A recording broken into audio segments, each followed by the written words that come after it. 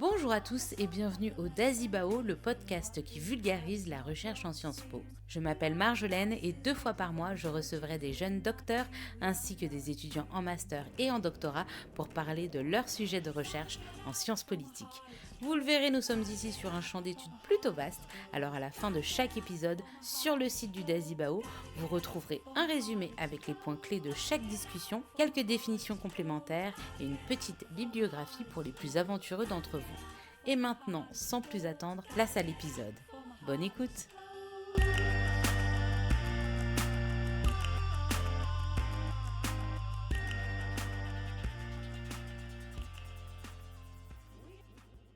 Bonjour à tous et bienvenue au Dazibao, le podcast qui vulgarise la recherche en Sciences Po et en sciences sociales en général. Aujourd'hui, je suis très heureuse d'accueillir Pauline Vandeville. Salut Pauline! Salut! Merci de l'invitation. Merci beaucoup d'être avec moi. Alors aujourd'hui, on va parler de ton mémoire de master en criminologie. Alors, qui s'intitule « Socialiser à l'extrême, processus de sociabilisation politique radicale dans l'ultra-droite, stratégie discursive et dynamique numérique d'un espace politique radical ». Tu as réalisé ton mémoire donc sous la direction du professeur Samuel Tanner à l'Université de Montréal. J'ai tout bon ? Tout est bon. Tout est bon, ok, super. Donc Pauline, pour débuter tous les épisodes du Dazibao, il y a une espèce de petite question un peu traditionnelle.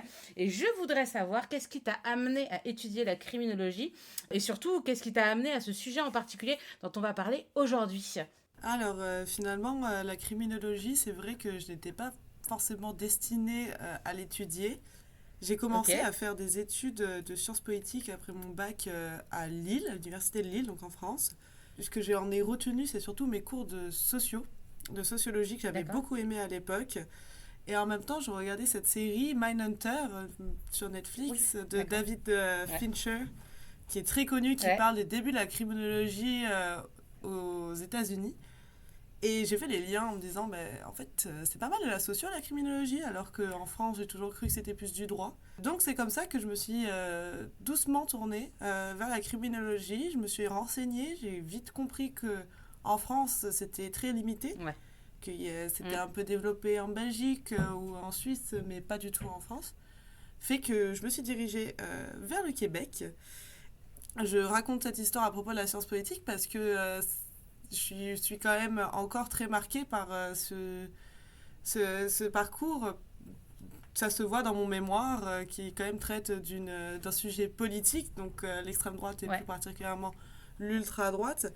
J'ai décidé de mixer en fait ces deux disciplines, du coup la criminologie et la science politique, pour en faire comme un nouveau regard, pour apporter des nouveaux regards sur certaines problématiques. Et l'ultra-droite, c'est tombé un peu... ça coulait de source pour moi d'étudier ce sujet-là parce que, veut ou veut pas, un chercheur ne peut pas réellement entièrement se détacher de ses convictions. Donc forcément, le choix du sujet dépend de mes convictions forcément un peu personnelles, mais aussi par l'actualité du sujet qui finalement, en France, fait couler beaucoup d'encre. On sait que l'extrême droite... dont l'ultra-droite fait partie aujourd'hui de la deuxième menace terroriste en France, qui a à peu près 3300 militants, à peu près aussi 1300 de ces militants surveillés par le renseignement territorial, fait que j'ai vu une problématique politique devenir très criminologique et j'ai décidé d'en saisir l'opportunité pour mon mémoire.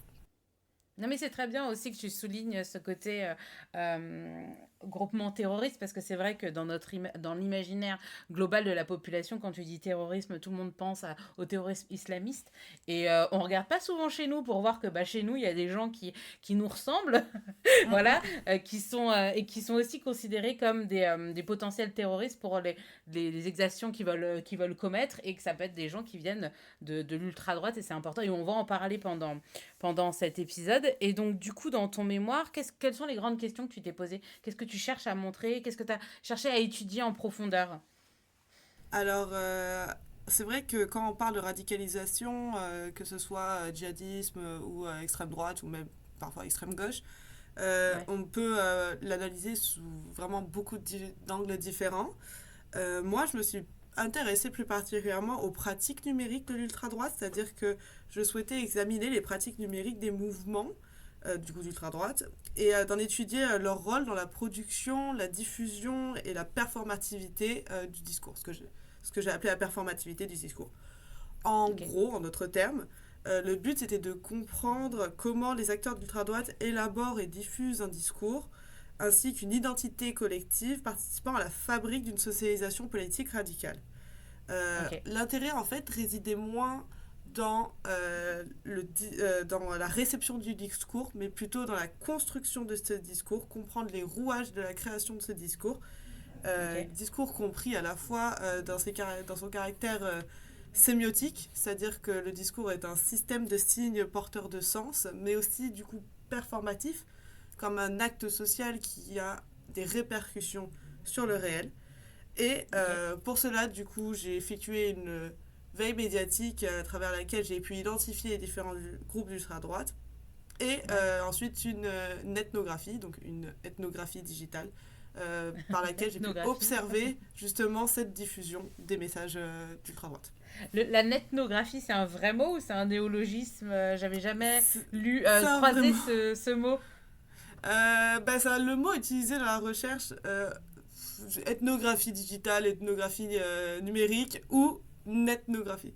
Ouais, c'est moins pratique à l'oral parce que ça se comprend moins, mais à l'écrit, c'est très bien comme ça. Et donc, du coup, aujourd'hui, on va parler de l'extrême droite, mais surtout de l'ultra-droite. Est-ce que tu peux, pour qu'on soit au même niveau de connaissance tous ensemble avec les auditeurs, est-ce que tu peux nous expliquer qu'est-ce que c'est? Quelles sont les caractéristiques de l'ultra-droite, ce qui différencie l'ultra-droite de l'extrême droite et des autres mouvements politiques? Et puis j'ai lu dans ton mémoire qu'il y avait plusieurs familles. Est-ce que tu peux nous expliquer tout ça? Oui, bien sûr. En fait, l'ultra-droite, c'est un terme qui est utilisé autant, beaucoup journalistiquement, mais aussi dans la recherche, etc. Il faut, évidemment, comme beaucoup de termes, il n'y a pas de consensus sur la définition de l'ultra-droite, et même, il n'y a même pas de consensus sur le fait d'utiliser le mot ultra-droite. Moi, j'ai décidé d'utiliser ce mot-là pour des fins de compréhension de mon mémoire. Mais je l'ai défini en me basant sur la littérature comme en fait des acteurs, que ça peut être du coup des mouvements, des groupes, des individus, adoptant une position antidémocratique, portant l'usage de la violence au niveau d'une idéologie et caractérisée aussi par des idéologies nativistes, xénophobes ou racistes. Pour le différencier de, par exemple, l'extrême droite classique, l'extrême droite classique ne va pas forcément être antidémocratique. Il va être plus sur l'autoritarisme, le nationalisme, mais pas forcément antidémocratique. Il ne va pas non plus porter la violence au niveau de l'idéologie. Quand je dis violence au niveau de l'idéologie, c'est croire que la seule manière de résoudre tous nos problèmes, c'est de prendre les armes et partir au combat d'une certaine manière. Donc, l'ultra-droite va se différencier de l'extrême droite de par ces vocations-là. Mais plus concrètement, en fait, ça va vraiment s'illustrer par des acteurs présents surtout sur la scène extra-institutionnelle, c'est-à-dire pas présents dans les gouvernements, etc. Même si on sait que souvent ils sont proches, là. On avait vu, je pense en 2019, le reportage Al Jazeera qui avait prouvé que nombreux des membres de Génération Identitaire étaient très proches du parti de Marine Le Pen. Mais de base, c'est en dehors des arènes formelles, souvent aussi connu pour du coup des affiliations à des groupes violents et aussi pour que ce soit de la violence, je parle de violence physique comme de la violence morale, des appels à la haine, etc. Surtout présente sur les réseaux sociaux. Cependant, l'ultra-droite n'est pas réellement un groupe uniforme. Tous ne retrouvent pas les mêmes idéologies. Personnellement, j'ai identifié 4 familles différentes à l'ultra-droite. D'accord. Je sais que d'autres médias en identifient plus. Par exemple, Street Press qui a publié une cartographie également des groupuscules d'ultra-droite en identifie bien plus. Libération aussi. Mais j'ai voulu garder l'essence assez simple parce que je me suis toujours retrouvée dans la problématique de est-ce que je veux surreprésenter ces groupes-là, dans le sens où est-ce que j'étais tirée dans l'idée de je veux pas identifier trop de groupuscules non plus, parce que je veux pas non plus leur donner une visu importante alors qu'ils sont peut-être que 3 ou 4 derrière ce groupe-là et n'ont pas réellement importance. Fait que de ces choix, je me suis retrouvée avec 4 grandes familles. La première, c'est les royalistes. Les royalistes, oui. C'est ça, les royalistes. Il y a eu une manifestation il n'y a pas très très longtemps là à Paris, il y a 2-3 semaines. C'était rigolo parce que sur TikTok, tu avais plein de gens qui filmaient, qui se disaient mais qu'est-ce qui se passe, etc. Et c'était une réunion, une manifestation des royalistes et les gens étaient un peu genre. Ok. Ouais, ça se peut parce que les royalistes sont quand même très actifs comme groupe. C'est le plus ancien mouvement encore actif d'ultra-droite, c'est-à-dire qu'il a été créé en même temps que la création de l'Action française, créée en 1899, du coup par Charles Maurras à l'époque. Pour ceux qui ne connaissent pas, Charles Maurras, c'est quand même une figure politique française prenant des idées profondément antisémites et xénophobes. Les royalistes, en fait, ils croient en la monarchie, évidemment. Ils croient au retour de la monarchie.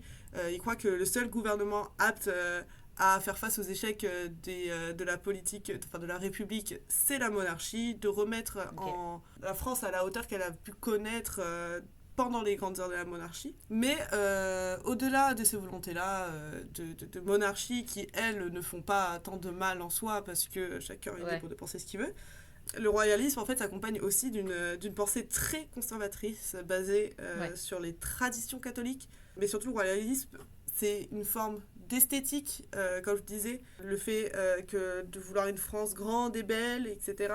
Et surtout indépendante. Et c'est là qu'ils se retrouvent avec les groupes d'ultra-droite, c'est dans des valeurs de rejet. Rejet des institutions actuelles, rejet de, par exemple, l'Union européenne, rejet de l'OTAN, rejet du capitalisme, rejet de plein de choses. Tous les royalistes, évidemment, ne sont pas d'ultra-droite, il faut le souligner. Mais il y a certains groupes du mouvement, Action française, mais il y en a d'autres. Action française qui est très très active là, genre ça représente énormément de membres. Je les ai identifiés comme d'ultra-droite parce qu'ils ont recours à un répertoire d'action assez violent. Du coup, ces parties-là plus extrêmes du royalisme se basent encore plus sur les écrits de Charles Maurras et sur du coup, des idéologies xénophobes et islamophobes et antisémites. Un deuxième groupe très en vogue, c'est les nationalistes révolutionnaires. Très très en vogue. Pour ceux qui connaissent un peu, maintenant ça a été dissous, mais le GUD, le groupe Union Défense, sont des nationalistes révolutionnaires. En fait, c'est un mouvement qui prend ses racines au cours du XXe siècle, de base, qui n'était pas forcément ni de gauche ni de droite, mais qui s'est développé de droite. Il a été développé surtout par la personnalité de Dominique Vénère et François Duprat. C'est un mouvement en fait qui se caractérise, lui, beaucoup par le néofascisme, l'antisémitisme, le conspirationnisme, au profit en fait d'une protection, d'un certain protectionnisme de l'identité de la nation européenne. Ils mettent en avant toujours des idées très nativistes, mais avec un répertoire d'action et surtout, eux ils se cachent moins. L'action française, les royalistes, etc., ils vont peut-être un peu avoir une image lissée, etc. Les nationalistes révolutionnaires, c'est des gens qui se cachent pas, là. Ils ont vraiment... Ils sont fiers de leur... ils sont fiers de ce qu'ils pensent, quoi. Ils sont fiers de ce qu'ils pensent et eux, ils croient fortement en la nécessité, par exemple, de la violence pour arriver à leur fin, etc. Et comme je le dis, ils ont eu un regain de popularité avec du coup le GUD, le Bastion social, même s'ils sont maintenant dissous. Mais le fait que ces groupes soient dissous n'ont pas fait disparaître les militants, ils ont juste souvent été dispatchés dans d'autres petits groupes comme ça. Dans l'idée, il me semble qu'il y a par exemple, il y en a à Angers, Jeunesse Angevine, il y a le Raid Angers qui est très connu aussi pour leur violence. À Paris, il y a des gros exemples de gros groupes, genre Octorum Versailles qui est très actif, qui est très connu pour leur violence aussi. Fait que c'est ça, les nationalistes révolutionnaires sont très en vogue et très présents en tout cas. Il y a aussi les identitaires troisième groupe, très les identitaires. Très connus, les identitaires, apparus en fait à la fin des années 90. Ils ont été portés notamment par du coup le mouvement Génération Identitaire, qui personnellement m'a beaucoup marqué parce qu'à l'époque, le perso de Génération Identitaire était à Lille, à travers le bar La Citadelle, porté par Verhassel, c'est Aurélien, je crois son prénom, qui était du coup propriétaire du bar, et c'était un bar militant qui avait prévu de faire un nombre d'attentats, par exemple, qui parlait d'un attentat sur le marché de Lille, etc. Bref, un groupe qui a été dissous également, mais très Ouais. important et qui est encore aujourd'hui très connu parce que de nombreuses, je dirais célébrités, là, ont appartenu à ce groupe. On parle de Zemmour, on parle de Thaïs Ouais. Descuffon, on parle de Finkielkraut. Ouais, Alain Donc, Finkielkraut, ouais. ouais, c'est ça. Donc quand même du monde, eux, les identitaires, ce qui les démarque des autres groupes, c'est que ils sont beaucoup plus lisses. Ils vont pas D'accord. parler de violence, etc. Eux, ils croient en la révolution culturelle. Ils croient en cette D'accord. idée, c'est une idée théorisée par le théoricien Gramsci pour expliquer la conquête du pouvoir. En fait, celle-ci doit passer d'abord par un long travail idéologique. Il faut installer des valeurs défendues dans le domaine public, s'assurer d'une homogénéité culturelle et en fait dans le but de plus tard prendre le pouvoir. Donc c'est un petit travail de D'accord. fourmi qui mettent en place et c'est notamment eux qui popularisent l'idée du grand remplacement que maintenant on entend Oui. quand même beaucoup. Mais sous cette apparence lisse, il leur dit que beaucoup d'actes violents, islamophobes, Ouais. homophobes, ils sont très suprémacistes, un discours très racialiste. Donc c'est pour ça qu'ils se retrouvent également dans la catégorie ultra-droite. Et Ouais. finalement, on arrive au dernier groupe qui est lui, les hooligans. C'est vrai que on pourrait dire qu'est-ce qu'ils font là, les hooligans, Ouais. on le sait, c'est des fans de football de base en Angleterre Ouais. qui est assez violent. Évidemment, le phénomène n'est pas resté en Angleterre, il est aussi venu jusqu'en France. Et on le sait aussi que les tribunes d'un stade sont rarement neutre, qu'il s'y passe beaucoup Ouais. d'événements politiques, comme on peut se souvenir dans les années 80 à Paris, que les tribunes étaient devenues progressivement le terrain de la droite suprémaciste blanc à travers Mhm. le groupe hooligan comme le COB. Il s'est dit qu'aujourd'hui, on en voit aussi beaucoup de signes nazis, par exemple, dans les tribunes de Lyon, etc. Donc j'ai identifié plusieurs groupuscules hooligans qui, au-delà de leur passion pour le foot, avaient une forme de passion pour aussi la xénophobie, le racisme et l'antisémitisme. Comme... C'est des passions vraiment sympas, ça. Wouh! c'est ça. J'en ai identifié notamment à Lille, à Lyon, Ok. surtout dans les grands groupes, en fait, finalement, de Ligue 1. Et j'ai identifié aussi qu'ils étaient très proches des autres groupes d'ultra-droite de ces villes-là, agissant souvent comme sécurité, par exemple, pour les manifestations ou pour d'autres événements de ces autres groupes. Donc c'est ça. Ça fait Ok. donc quatre familles. Ouais. Hooligans, les identitaires, les royalistes et les nationalistes révolutionnaires. Alors, ce qu'il faut dire aux auditeurs, c'est que tu as réalisé une carte où on voit les implantations détaillées, enfin des gens que tu as réussi à identifier, enfin pas des gens personnellement, mais des groupes que voilà. Alors, monsieur Untel qui habite à... Non, c'est pas que ça, c'est vraiment les groupes sur une carte. Je sais pas, est-ce qu'on pourra la mettre sur l'article qui te Oui, bien sera sûr. consacré? Est-ce que tu m'autorises comme ça les auditeurs, j'invite les auditeurs à aller se rendre voilà, sur l'article qui t'est consacré pour voir de quoi on parle. Voilà, ça peut renseigner. Voilà, tu as fait ce travail de cartographie. Donc, du coup, voilà pour ces quatre familles très sympathiques de l'ultra-droite. Voilà, ça donne envie de les connaître, dis donc.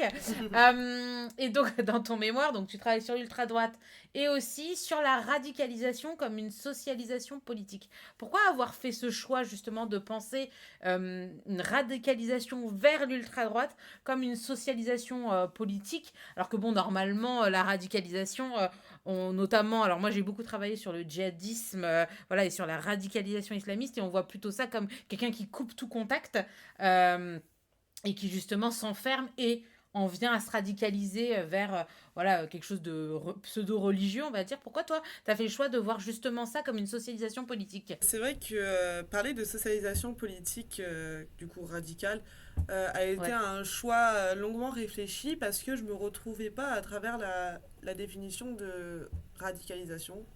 ouais, Évidemment, il y a plusieurs définitions, mais la radicalisation est souvent comprise à travers un prisme très psychologisant. L'individu, peut-être que cet individu a coupé tout contact, pourquoi, etc. oui, Mais affaibli, voilà. qu'on Exactement, vient ouais. appâter pour le sortir, qui se sent rejeté, donc du coup on lui offre une nouvelle famille, donc rejoins-nous dans nos Exactement. rangs et deviens... voilà, ouais. N'ayant pas de formation en psycho, je n'ai aucune idée de comment fonctionne la psychologie de ces personnes-là. Enfin, Ouais, des petites idées, mais je ne ouais, peux pas ouais. en développer réellement des théories. Et m'inscrivant du coup, dans un cadre plus socio, il me paraissait Ouais, plus intéressant de parler de socialisation politique. Donc déjà, on pourrait se rappeler qu'est-ce qu'un processus de socialisation. En fait, ça éclaire la manière dont un individu s'identifie à un groupe ou à une nation, peu ouais. importe à quel niveau. Mhm. C'est Durkheim qui en parlait beaucoup, Émile Durkheim. Lui, il parlait de socialisation comme moyen en fait de renforcer la société à travers ce qu'il a appelé une conscience collective renforcée par des caractéristiques communes. Donc, au niveau de la société, on va parler de la langue, la culture, Ouais, des éléments qui rapprochent tout personne les traditions, appartenant à tout cette ça, ouais. société. Mais moi, ce qu'il faut retenir, selon moi, du processus de socialisation, c'est un peu à la manière de Baker et de ces fumeurs de marijuana, pour ceux qui connaissent, c'est un individu est ce qu'il est, car il passe au travers de mécanismes de socialisation comme l'apprentissage, l'observation, l'imitation, et cela construit au travers des interactions avec autrui qui agissent comme des agents de socialisation.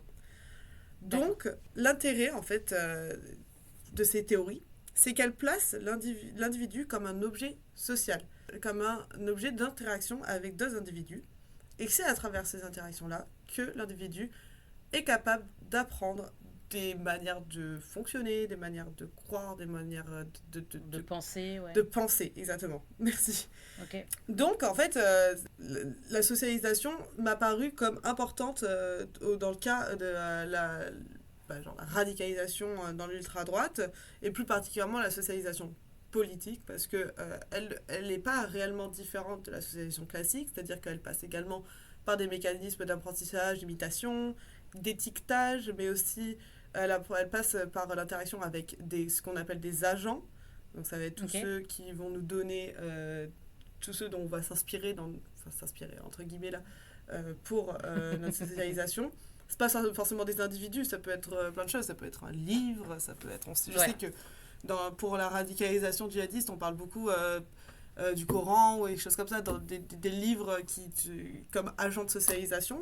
L'important est de considérer l'individu comme un objet social et ainsi d'adopter un point de vue plus macro que micro Ok, sur ok, ce qu'est la radicalisation. Je m'inscris dans une lignée d'auteurs comme Benjamin Ducol ou Isabelle Sommier. Isabelle Sommier, d'accord, elle parle d'engagement radical, elle, comme en d'accord, fait un engagement un peu comme d'autres engagements plus classiques, qui prend les mêmes formes qu'un engagement classique, mais qui lui va être radical. Et d'accord, Benjamin Ducol, lui, parle aussi de sociabilité radicale pour comprendre cette évolution d'un individu vers un comportement radical à travers ses d'accord, comportements sociaux avec d'accord. d'autres personnes. Et du coup, comme toi, tu vas t'intéresser justement aux réseaux sociaux, c'est quoi la place du numérique et des médias dans les processus de socialisation politique radicale? Du coup, c'est aussi un des auteurs là que je viens de citer, Benjamin Ducol, qui met en avant justement la place du numérique dans ce processus de socialisation radicale. Le numérique, Internet, les réseaux sociaux, etc., ne représente pas à lui-même une opportunité de radicalisation. Benjamin Ducol, lui, identifie le numérique comme une sphère Ok, qui doit être en collaboration avec d'autres sphères pour mener à la radicalisation. Cependant, on sait que cette sphère-là joue un élément stratégique dans la radicalisation. Moi, j'ai décidé de m'intéresser au numérique dans mon mémoire parce qu'on le sait aussi, l'extrême droite et l'ultra-droite prend une place très importante sur les réseaux sociaux. On voit ouais, notamment, par exemple, Bardella qui est connu sur les réseaux ouais, sociaux, mais on connaît aussi d'autres influenceurs ouais. d'ultra-droite qui connaissent beaucoup de succès sur les réseaux sociaux. Tout le monde peut Mhm, tomber sur une vidéo de Thaïs Descuffon sur TikTok ou sur ouais, Instagram, tout en ne sachant pas que c'est une personne affiliée à ce genre de mouvance. D'ailleurs, Maxime Assé et Pierre Plotu, les journalistes de Libération qui couvrent l'extrême droite, ont publié un très bon livre là-dessus qui s'appelle Pop Fascisme, comment l'extrême droite a gagné la bataille culturelle sur Internet. Ça résume Ok. pas mal pourquoi cette sphère, la sphère numérique, Ouais. est aussi importante pour l'ultra-droite parce qu'ils l'ont prise depuis longtemps et s'en servent Ouais. très bien. Quand tu dis qu'en fait cette sphère-là ne peut pas juste être la raison d'une radicalisation, ça veut dire qu'il faut déjà avoir un petit terrain peut-être dans la sphère familiale ou sphère amicale. Et en plus être sur le numérique, sur les réseaux sociaux, permettrait en fait de retrouver les siens ou de se convaincre ou de s'engager encore plus dans la radicalisation, tu dirais? Peu importe, en fait, peu importe comment le terrain agit. C'est-à-dire que, par exemple, imaginons la personne a grandi dans un milieu quand même assez conservateur, de Ouais, droite, etc. Ça fait un premier agent de socialisation quand même pas mal de ouais, droite. ouais. Un bon Imaginons cette terrain. personne... Ouais, un bon terrain. Imaginons cette personne va connaître des événements qui peuvent encore affecter ce genre d'idéologie. Et puis finalement, imaginons que cette personne va sur les réseaux sociaux et découvre des influenceurs ou des groupuscules qui partagent ces idées et qui le font sentir comme un peu moins extrémiste ou un peu plus Ouais, voilà, c'est banalisant. ça. Genre que c'est C'est ça, acceptable. c'est Voilà, ça. c'est En ça. fait, la sphère va rendre, enfin moi, surtout qui me suis intéressée au discours, on en parlera plus tard, mais les discours ont tendance à banaliser ce genre d'idées et banaliser aussi Ouais. du coup la violence. Parce qu'au début, peut-être que la personne va dire et non, genre là c'est comme trop violent ce qu'ils veulent dire ou quoi. Ouais. Là, on Sauf peut que pas, quand ouais. on y est exposé, genre comme 30 fois, veut ou veut pas, on commence à banaliser la chose. Mais ça peut être aussi d'une autre manière. Ça peut aussi être que genre la personne découvre sur internet ce genre d'idéologie, n'y était pas familière, mais va le devenir familière après en se renseignant. Internet est quand même de nouveau un lieu très stratégique. Dans le sens que déjà de un, il y a l'anonymat sur internet. Donc la diffusion ou même le fait de s'intéresser à ce genre de publication de contenu peut être caché. Donc même si la personne ne l'assume pas, elle peut s'y intéresser. De plus, il y a les logiques algorithmiques. Enfin, ça, c'est surtout au niveau de ceux qui diffusent le contenu. Mais les logiques algorithmiques font que certains contenus se me retrouvent plus que d'autres. L'ultra-droite a su depuis longtemps manier ces stratégies algorithmiques, on pourrait dire carrément un savoir tactique, savoir adapter le format, le discours, les tonalités, le type de publication, à la plateforme, au moment, etc. pour appâter encore plus de personnes ou mettre encore plus dans le trou ceux qui y sont déjà dans Oui, la c'est ça. tourmente, quoi. C'est ça, parce que plus les, en gros, pour les auditeurs, alors eux, ils vont avoir des formats qui vont vachement bien se diffuser. Puis en fait, pour les gens qui reçoivent ce format, c'est genre plus tu vas en regarder, parce que plus tu vas en recevoir, mais plus tu en regardes, plus tu vas en recevoir, et de nouveaux sujets, de nouvelles vidéos ou de nouvelles publications toujours sur le même sujet, parce qu'en fait, l'algorithme va comprendre que en fait, tu as bien aimé, tu es resté un certain nombre de temps pour écouter, donc en gros, ça va te suggérer tout le temps le même contenu, donc tu vas tomber carrément dans un rabbit hole et tu pourras pas t'en sortir, quoi. Tout ce que tu vas scroller, comme si on peut plus s'en défaire, quoi. Exactement. Et puis tout ce côté aussi, l'anonymat, etc., ça a été prouvé que ça atténue les effets en fait, de la rétroaction sociale et que du coup ça affaiblit des mécanismes d'empathie. Et c'est ça aussi Ok. qui a comme effet de banaliser certaines actions. Parce que je parle de Ouais, violence, mais de nouveau je tiens à le souligner, il n'y a pas que la violence physique. Et des fois, ça ouais. commence souvent par justement de la violence morale, comme des appels à la haine. Et ça commence souvent de cette manière, et c'est souvent ce qui est projeté par les réseaux sociaux, mais qui ont finalement une grande répercussion sur la réalité. Comme on l'a dit tout à l'heure, tu as mené une ethnographie pour Mhm. comprendre ces mouvements. Pourquoi tu penses que c'était intéressant de faire ça comme ça? Et est-ce que, par exemple, il y a d'autres méthodes qui n'auraient pas permis d'arriver à ce que tu as découvert dans ton mémoire? Et au-delà de ça, en fait, moi, ce qui m'intéresse, c'est aussi de savoir comment tu as su où chercher.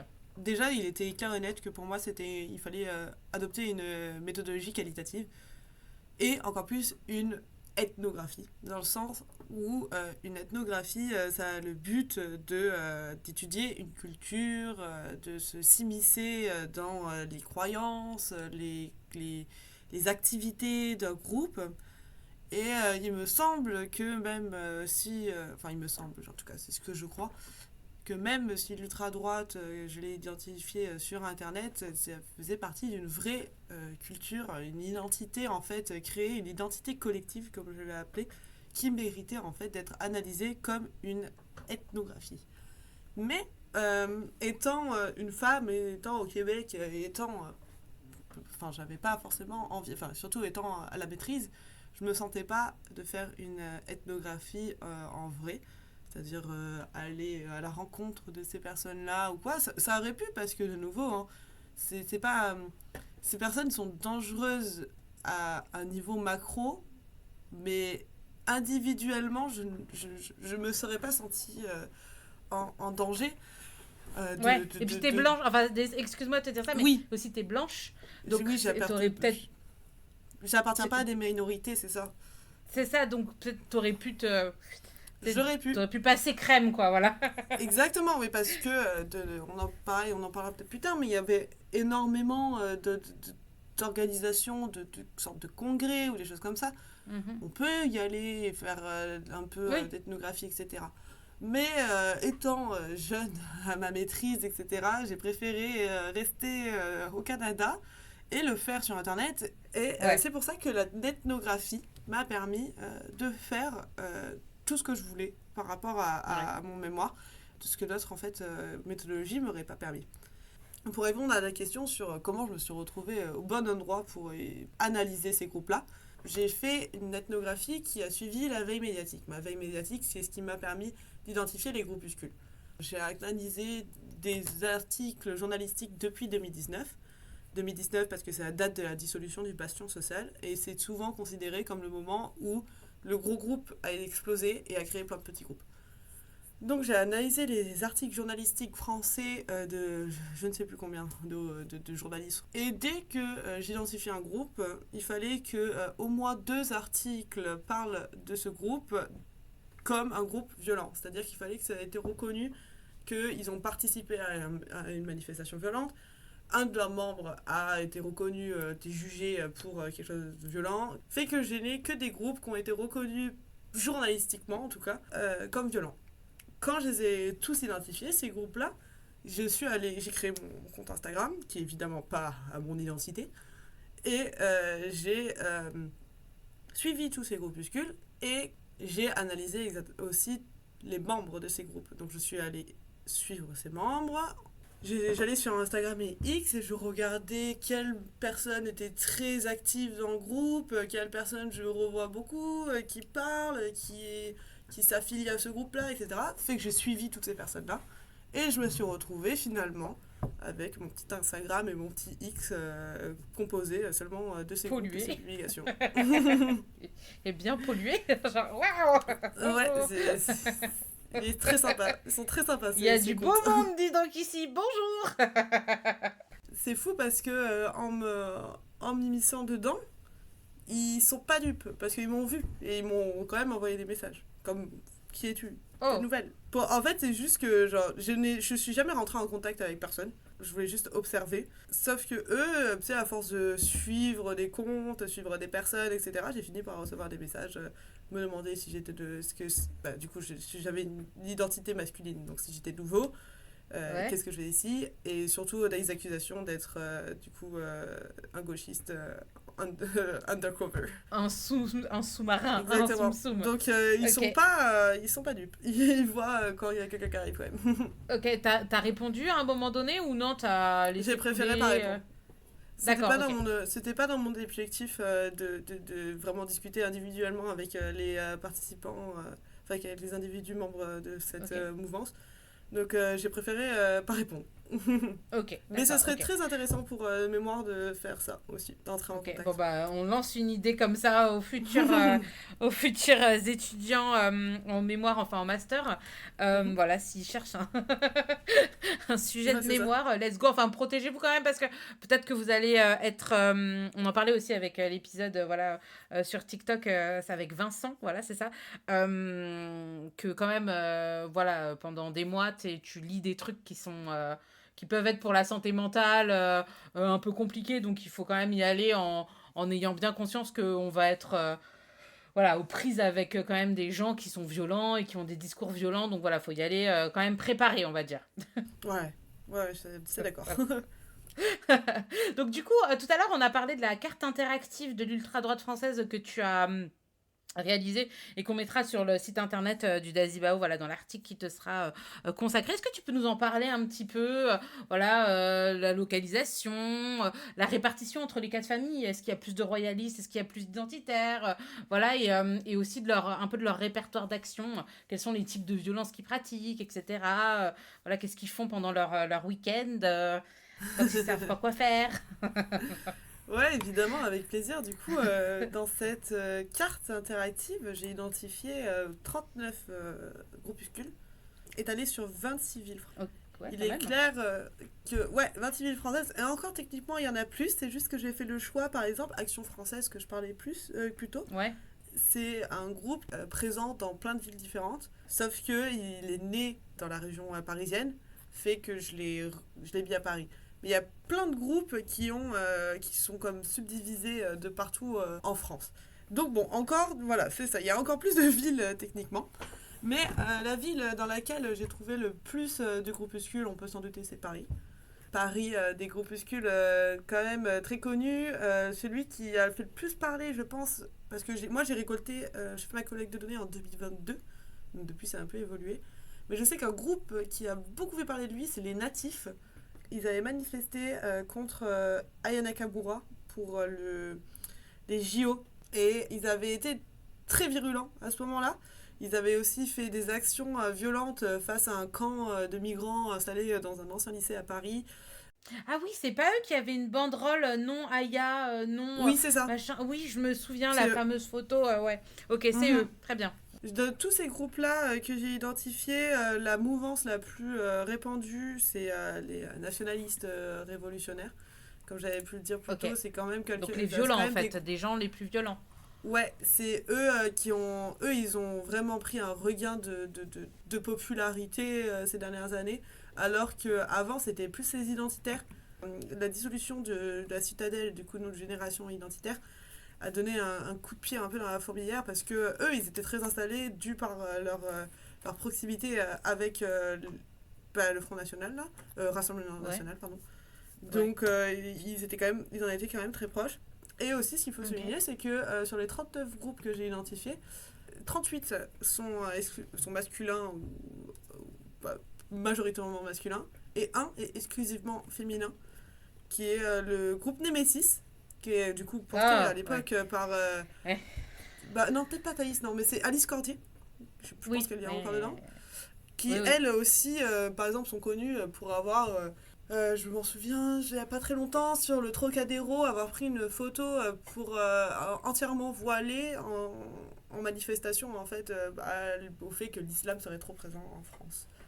Du coup, dans les groupes aussi, j'ai analysé, il y a le répertoire d'action de ces groupes-là. Donc, comme je Ouais. l'ai pu le souligner plus tôt, c'est que des groupes identifiés donc, comme violents. À Même travers, du coup, Némésis. Nemesis Parce que aussi, ouais. Némésis, c'est de la violence, tu veux dire, par exemple, dans leurs paroles, dans les... Ouais, Ah oui, bah, c'est pardon, oui, je l'appel suis à con, la c'est pas haine, que de ouais. la... Pardon, je suis bête. Comme Mhm. on l'a dit, c'est pas que de la violence, genre de la castagne, c'est aussi la Ouais. violence sur les réseaux. Non, mais c'est moi, je suis bête. J'ai Non, oublié. non, mais t'inquiète. Mais c'est bon Oui, c'est mais bon non, de c'est vrai qu'elles sont rappeler. hyper virulentes sur Internet, sur les réseaux sociaux, c'est C'est vrai, ça. c'est... Elles sont très très virulentes. Et puis au-delà de ça, Ouais, Nemesis, elles ont fait partie aussi de manifestations où il y a eu des coups. Donc ouais, ouais, c'est ça. Donc elles sont pas que sur la violence ouais, ouais. idéologique, elles sont aussi liées à des cas de violence physique. Donc ce que je disais, c'est que sur les 39 groupes, 37 font de la violence morale, donc c'est-à-dire appel haineux, etc. Tous sont reconnus pour de la violence armée. Un Ok, bon gros groupe, à peu près 19, sont reconnus ouais. pour la violence physique armée. Parce qu'il y a la violence physique comme les coups, etc. Puis il y a la violence physique armée avec souvent armes blanches. Dans aussi leur répertoire d'action, des répertoires beaucoup plus classiques comme des activités militantes. Tous ont Oui, recours à des activités militantes classiques. Des activités sociales. On se rend compte aussi qu'ils organisent beaucoup d'activités sociales, c'est-à-dire des congrès, des rencontres, des ouais. conférences, plein de choses comme un groupe militant classique. Et aussi, les deux activités qui ressortent beaucoup, un peu, quand même pas mal, c'est les entraînements au combat. Donc tout ce qui est cours de MMA, tout ce qui est cours des arts martiaux, etc. Ça, ils en font beaucoup la promotion. Et aussi tout ce qui est activités religieuses. Donc ça, c'est minoritaire, c'est-à-dire qu'il y a quelques groupes qui font ça, mais quand ils le font beaucoup. C'est-à-dire qu'ils organisent plein de choses, genre des constructions de croix, plein de choses un peu comme ça. Donc c'est à peu près ça par rapport à leurs petites activités du week-end. Et dans les... Je voulais aussi souligner quelques observations importantes que j'ai pu faire. L'ultra-droite est très fragmentée, dans le sens où il y a énormément de groupes qui se ressemblent mais ne sont pas ensemble. Selon le travail journalistique, parce qu'on verra que selon mes observations, ils ne sont pas si fragmentés que ça. Ouais. C'est un paysage très mouvant. Le temps que je fasse ma récolte de données, il y avait un groupe qui s'était créé, un groupe qui s'était dissous, un groupe qui s'était créé, un groupe qui s'était dissous. C'est très très mouvant pour pas comme se faire attraper. Dans le sens que il se passe quelque chose avec le groupe, imaginons ils sont liés à une affaire de rite ou un truc dans le genre, ça dissout le groupe, puis ça va recréer un autre groupe, c'est très très mouvant. Avec un nom différent, comme ça, pour passer sous les radars, quoi. On se rend compte, en fait, par exemple, le GUD qui a été dissous, les membres du GUD sont tous encore actifs, enfin pas tous, mais il y a beaucoup sont encore actifs. On se rend compte qu'à chaque fois, ils bougent de groupe, même si c'est pas le même nom, c'est les mêmes personnes, en fait. Et ça, on le voit depuis des années, parce que il me semble que dans les années 80, il y avait 4000 ish militants d'ultra-droite. Il y a encore 4000 ish militants, il n'y en a pas plus, il n'y en a pas moins, c'est un peu toujours la même chose. Sauf que c'est leur intensité qui augmente, c'est pour ça qu'elle fait de plus en plus peur à la sécurité intérieure, et qu'ils disparaissent jamais avec les dissolutions. On veut pas, parce que ils sont toujours là, malgré les dissolutions et les menaces juridiques et tout ça. Ok. Tu disais tout à l'heure que tu avais fait ta récolte d'informations en 2002, à cette époque-là. 2002. 2002, j'étais vraiment jeune. Bon, ça va, sois pas désagréable non plus. Oui, en 2022, du coup, donc tu nous as parlé des JO. Quels sont les autres sujets qui étaient à la mode, voilà, qui ralliaient les cœurs dans l'ultra-droite au moment de ton équipe, au moment de ton étude? L'ultra-droite, ils sont très stratégiques pour avoir de la visu. Donc, c'est ça, ils reposent à fond sur les événements récents, en mettant des hashtags, etc., afin d'atteindre le plus gros public. Fait que oui, c'est ça, il y a eu les JO, donc à l'époque, la cérémonie d'ouverture des JO qui a fait couler de l'encre. Vous êtes choqués. Surtout chez les royalistes. Les royalistes n'ont pas du tout aimé cette ouverture qui est considérée comme un blasphème. Finalement. Voilà, forcément. Il y avait aussi également, comme je disais, des événements organisés par eux-mêmes, qui en fait font beaucoup parler. Je pense notamment au camp Maxime Réal d'Elsart. Camp, c'est un camp organisé par Action Française, du coup, les royalistes dont je parlais plus tôt. C'est un camp de formation et de cohésion à destination des militants et sympathisants, donc on n'est pas obligé d'être dans la... Tout le monde peut y aller là, techniquement. Tout le monde peut y aller s'il a de l'argent, parce que il me semble que ça coûtait de l'argent quand même pour y aller. Et ça vise à initier aux traditions, aux valeurs et à l'intellectualisme promu par le mouvement, donc les valeurs du christianisme, etc. Et ça, en fait, je me suis rendu compte que ce camp, qui est du coup sous l'effigie royaliste, sur les réseaux sociaux, est partagé par absolument tous les groupuscules, que ce soit nationalistes, révolutionnaires, identitaires, bon, peut-être moins les hooligans, ils sont moins présents sur les réseaux sociaux, là, les hooligans, mais identitaires et nationalistes révolutionnaires, ils étaient tous, parce qu'il y avait un jour, un peu comme un jour colloque, où ils étaient tous là. Et ils sont tous tués. Ils postent des photos après, genre merci au camp, à l'Action française. C'est génial! C'est ça. Ouais. Donc ils en parlent beaucoup, ils en font la promo et ils sont tous contents d'y aller le jour même. Dans le même style, il y avait une université d'été qui est moins du coup sous forme colloque, mais du coup une université d'été d'Academia Christiana. Academia Christiana, pareil, il me semble que c'est un groupe... Ah non, c'est identitaire, c'est pas royaliste, je m'excuse. Mais c'est basé sur la jeunesse catholique, etc. Et là, de nouveau, partagé par tout le monde. D'accord. Et sinon, il y avait aussi encore des sujets d'actualité. À l'époque, la mort d'Alain Delon, qui a fait beaucoup parler, qui a été érigé comme un héros parce que ses idées, qui sont quand même proches de l'extrême droite. J'imagine la mort de Brigitte Bardot, les mecs, ils ont dû Ah être... oui, je pense que oui, mais c'est ça, ils aiment beaucoup cette technique de Une espèce rendre de figure hommage, française. ouais, Ouais, d'élever une personne à un rang d'héros. ouais. Par exemple, Alain Delon, il a été élevé au rang d'héros pour son honnêteté. Pour le fait que Ok. quand il allait dans les médias, il était capable de dire ses opinions. Et vous voyez, c'est ça qu'il faut faire. On est capable de dire nos opinions. Il ne faut pas en avoir honte. Il était fier, etc. Tous ces sujets donc sont présentés d'une certaine façon donc sur X et sur Instagram, donc qui sont les réseaux sociaux sur lesquels tu t'es penché pour ton mémoire. Et du coup, tu as identifié, on va dire, des types de discours différents dans la façon de transmettre les idées de l'ultra-droite. Est-ce que tu peux nous parler de tout ça? Oui, bien sûr. Alors là, c'est le moment où il faut s'accrocher parce que ça devient un petit peu Attention les compliqué. gars, c'est parti. C'est ça. Donc, Mais comme c'est vrai que d'habitude, pour les auditeurs, il y aura à chaque fois, il y a un article qui est dédié à chaque épisode et il y a un résumé un petit peu de ce qu'on s'est dit qui est diffusé sur le site internet. Et puis, pour les auditeurs qui n'ont pas le temps, qui sont pas sûrs, etc., il y a aussi le Dazibao en bref, voilà, qu'on va enregistrer après, voilà, qui est un petit résumé de ton sujet en moins de 30 minutes. Donc voilà, si vraiment les auditeurs ont peur de ne pas s'accrocher, tout ça, il y a le résumé, il y a le Dazibao en bref, mais normalement, ça va bien se passer. T'as vu, je l'ai quand même fait mon instant promo. ouais, c'est parfait. Abonnez-vous. Mais Et puis qui oublie toujours de faire la promotion, genre voilà, promotion au milieu de terminée. l'épisode, c'est Alors, les parfait. Au discours. moins, il skip pas. Je l'ai glissé comme ça, genre, whoop, allez.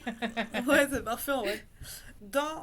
Au moment de mon ethnographie, du coup, je me rappelle, Ouais, je me suis intéressée au discours, à la création du discours, à la diffusion du discours, par du coup les militants actifs sur les réseaux sociaux X, anciennement Twitter et Instagram. J'ai pu identifier 6 types de discours différents, en fait, qui m'ont permis de structurer l'ensemble du matériel recueilli. Évidemment, ces discours ne relèvent pas forcément d'exemples ponctuels, mais ils constituent plus de véritables régularités discursives traversant en fait l'ensemble de mon corpus. Donc, on se lance. Mon premier, c'est le discours identitaire. Ce discours, en fait, ça se concentre sur la construction et la défense d'une identité spécifique fondée principalement sur une idéologie, la leur, l'idéologie xénophobe, etc., peu importe le groupe, et une image. Le discours identitaire insiste sur la préservation des valeurs fondamentales et des caractéristiques propres au groupe, telles que le patriotisme, la culture nationale, des croyances religieuses. Ces discours peuvent prendre souvent la forme de photographies ou de textes, du coup valorisant ceux qui sont. des photos ou des textes, c'est-à-dire Une photo, ça peut être une photo de eux. Genre, Ok, ils se sont rencontrés dans l'occasion d'un congrès, ils sont 6 mecs les uns à côté des autres, ok, peut-être avec des marqueurs, par exemple un t-shirt noir, souvent, ok, un look un peu casual, qu'on appelle, ok. ou pour les royalistes, ça va être peut-être plus des habits classe, Ouais, le c'est petit polo autour du cou, tout ça c'est ça. très... les Qui nous, mocassins glands. Ouais, le discours identitaire, en fait, il crie genre qui nous sommes, qu'est-ce qu'on veut être. Ok, Mais pas qui nous ok. sommes dans genre l'essence même, genre qui nous sommes, mais qu'est-ce qu'on veut montrer de nous, en fait, surtout. D'accord, ok. Donc, c'est ça pour le discours identitaire. Il y a le Ouais, discours aussi promoteur, qui lui vise à mettre en d'accord. avant les activités du mouvement, les rendant attrayantes. Du coup, l'idéologie, la vision du monde qui lui est propre. Par exemple, on peut imaginer, à l'époque, c'est ça, il y avait aussi les émeutes de Southport en Oui. Angleterre qui avaient fait la mort, il me semble, de 3 petites filles. Bah là, ils se sont directement saisis de cet événement et ont promu leur idéologie via cet événement. Ça va Ok, être un discours promoteur. Ils s'en servent ok. majoritairement en fait pour convaincre les internautes non seulement de la légitimité du projet, mais Ouais. également du style de vie qu'ils proposent. Il met en valeur du coup la cohésion, la solidarité, la formation physique, comme je disais, les cours de combat, de MMA, etc. Krav Maga, MMA, ouais. Ouais, exactement. Et tout en soulignant en fait l'importance d'une transformation individuelle et collective. L'identité, c'est qui nous sommes. Le promoteur, c'est regardez comment on est cool, rejoignez-nous. On a également un discours mobilisateur qui est lui plus stratégique, qui a comme objectif d'inciter à l'action. C'est-à-dire que la différence avec promoteur, c'est que promoteur, ça va être qui nous sommes, rejoignez-nous, et c'est mobilisateur, c'est qui nous sommes, rejoignez-nous, et agissez avec agissez, nous. Ouais, ok, ouais, agissons ensemble. Donc, ça incite du coup à l'action, à l'engagement des militants dans une cause commune, qui est évidemment présentée comme indispensable. Ça repose beaucoup sur une rhétorique engageante qui transforme la passivité en une application active. Cette application, elle peut prendre différentes formes. Ça peut être des actions militantes, mais des fois, le passage à l'action militante, quand on est juste sur les réseaux ou quoi, c'est peut-être un gros step. Donc ça peut être aussi des appels aux dons. Ça peut être aussi des appels à republier une publication, à plein de petites choses comme ça qui peuvent pour aider le mouvement en fait. Ouais, c'est ça, pour aider le mouvement et que la personne, étape par étape, ne soit pas là dans la rue d'un coup à manifester, mais au fur et à mesure prennent part au mouvement. On a également en fait, ça c'est très sur le nous, sur le groupe, le nous. Et on a quelque chose qui est plus passé sur le eux, les ennemis. En fait, le discours dénonciateur, il se construit davantage dans une logique de dualité, comme je disais, le eux vs nous, et il vise à critiquer les individus, les valeurs ou les événements perçus comme opposés à l'idéologie et la vision du monde de l'ultra-droite. Par exemple, la cérémonie d'ouverture des JO. Ça, c'est un discours dénonciateur. Souvent, il décrit les adversaires comme systématiquement nuisibles, corrompus. Corrompus, c'est beaucoup pour les gauchistes, les hommes politiques de gauche. Ou dangereux. Dangereux, c'est souvent pour les personnes racisées ou homo ou plein de choses différentes. Souvent, dans ce discours-là, ils font référence à des faits, souvent exagérés, ou sinon souvent sélectionnés, dans le sens que, par exemple, Nemesis, le groupe Nemesis, a comme une newsletter, enfin pas une newsletter, je dirais, mais publie à chaque fois qu'il y a un crime porté sur une femme blanche fait de la part d'un homme racisé. Mais quand c'est un crime fait sur une femme blanche par un homme blanc, on s'en fout. C'est ça. D'accord. Donc ça va être des informations réelles, mais bien sélectionnées quand même. Donc ce discours dénonciateur alimente aussi une posture plutôt défensive et contribue à justifier l'engagement militant comme une réponse nécessaire face à une menace finalement grandissante. Le prochain discours que lui j'ai beaucoup plus identifié du coup sur X, c'est un discours réactionnaire. C'est celui qui repose sur la défense des valeurs traditionnelles et l'opposition du changement. C'est celui qui va être construit en fait en réaction à quelque chose. C'est un peu finalement sur Twitter celui qui va voir un tweet, qui va republier le tweet et qui va répondre en mode non mais c'est une aberration, ou c'est celui qui va dire c'est un peu Damien Rieu ou sur Twitter, ou c'est des gens qui vont manifester une réaction virulente face à un événement ou des évolutions sociales ou un avis, etc. Et le dernier discours que j'ai pu observer, c'est le discours victimaire qui met l'accent, lui, sur la position de victime du groupe. C'est-à-dire que face à tout ça, face aux ennemis qui sont là pour nous persécuter, on est dans une situation injuste et qui nécessite une action rapide avant que tout s'écroule en fait autour de nous. Et ça correspond parfaitement à la grille de lecture de la stratégie de l'ultra-droite, parce que tout ce que je vous ai dit avant, promoteur, identitaire, mobilisateur, dénonciateur, réactionnaire, tout se retrouve en fait dans cette bulle de nous sommes les victimes, il faut qu'on prenne les armes et qu'on se remobilise. On se défende, voilà. Ouais, qu'on se défende par rapport à ça. Et ce sont du coup l'identification en fait de ces différents types de discours qui m'ont permis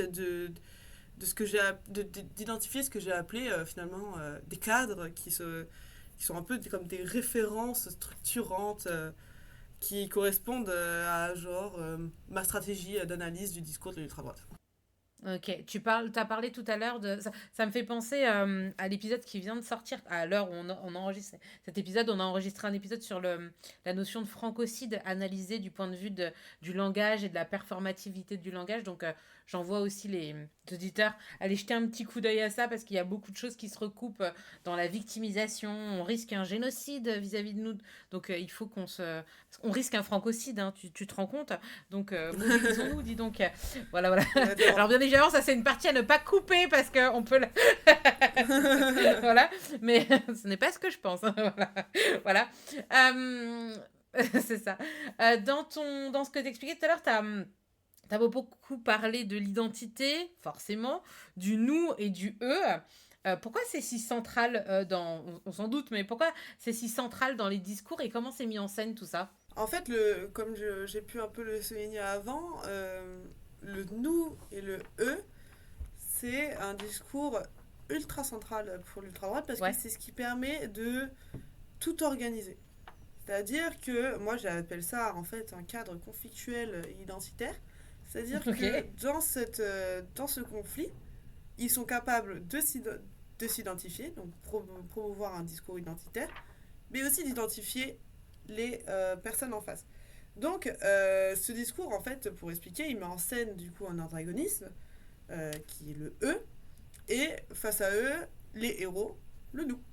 Cette catégorie ennemie, elle est très largement définie et peut inclure individus, groupes, entreprises, institutions politiques ou encore seulement des idéologies adverses.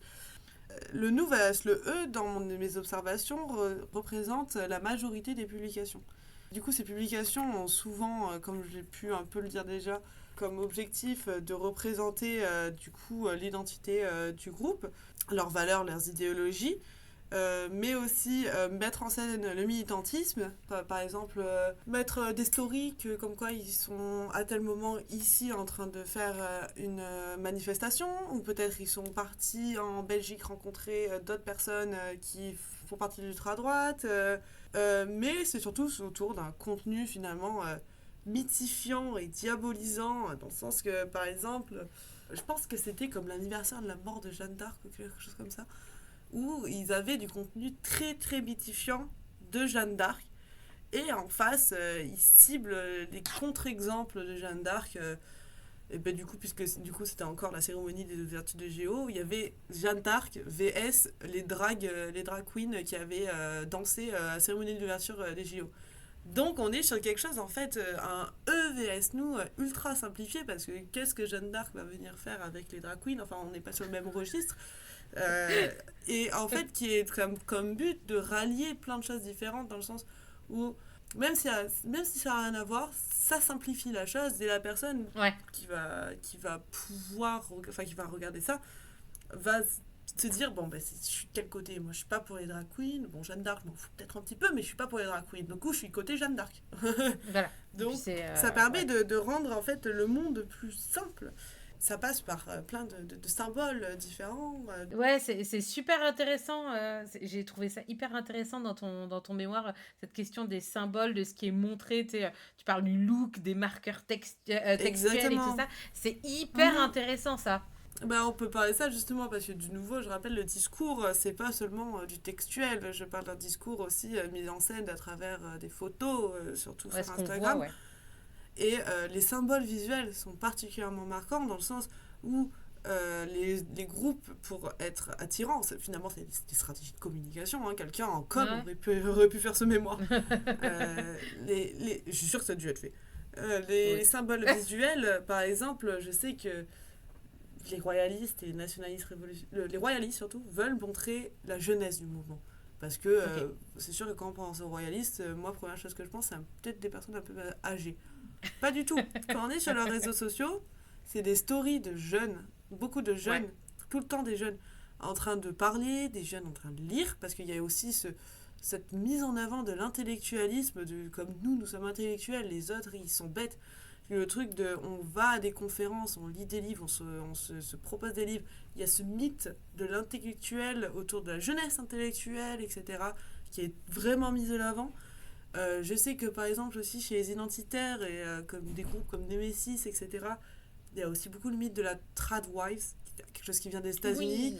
Oui. Ouais. Traditional wives, c'est comme Ouais. la femme, c'est le fait d'aduler le fait d'être une femme traditionnelle comme à l'époque, une femme Soumis qui à va faire son la mari, cuisine, voilà. soumise à son mari, qui s'occupe des enfants, qui est moins féministe, etc. Donc ça, il y a beaucoup cette image-là. Par exemple, Thaïs Descuffon porte très bien Ah oui. ce côté tradwife dans le sens où elle donne sur Instagram encore aujourd'hui des conseils aux femmes et des conseils aussi aux hommes de vous devriez choisir vos femmes comme ça, les décolletés c'est pas possible, comment la femme devrait s'habiller et compagnie, ou que la femme doit encore. C'est ça, d'ailleurs, c'est très rigolo parce que quand tu vois une Thaïs Escuffon ou encore son pendant américain, Erika Kirk, Mhm, qui mhm, valorise la tradway, alors que c'est des meufs que tu ne vois que tant et plus sur les réseaux sociaux en train d'ouvrir leur oui, bouche, alors que normalement, le positionnement d'une femme oui, qui est pudique, soumise à son mari, c'est plutôt d'être, mhm, on la voit pas, elle est discrète et elle n'a pas justement cette publicité là que ces deux femmes mhm, valorisent en fait. Donc c'est complètement ouais. contradictoire. Ouais, clairement, clairement. Et puis, elle met ça. En fait, c'est que à Thaïs Escuffon, ce qui est très fort chez elle, c'est que je suis sûre qu'il doit y avoir du public féminin pour les tradwives, parce qu'il y en a. Ah oui, bah oui, je pense. Mais elle va s'adresser aux hommes. Et c'est là qu'elle va aller chercher du bon. Parce que, comme. Peut-être qu'elle se revendique un peu dans les valeurs traditionnelles, etc. Mais il en est que tous les marqueurs chez elle sont faits pour aussi plaire. Et chez Mhm. les Bessis, c'est Oui, pareil.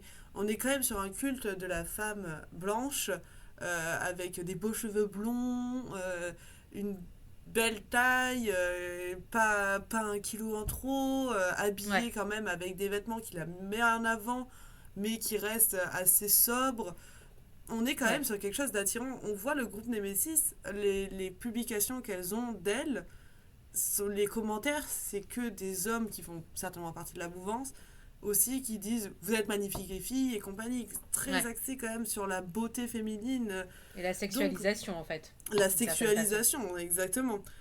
Mais aussi on pourrait aussi souligner moi quelque chose que j'avais observé, c'est une venue du White Boy Summer qui a été Ouais, initiée par les Proud Boys aux États-Unis, qui sont du coup ouais, proches du mouvement MAGA, qui ont fait partie des problèmes au Capitole qui s'étaient passés à un moment oui, que Trump n'a pas été réélu.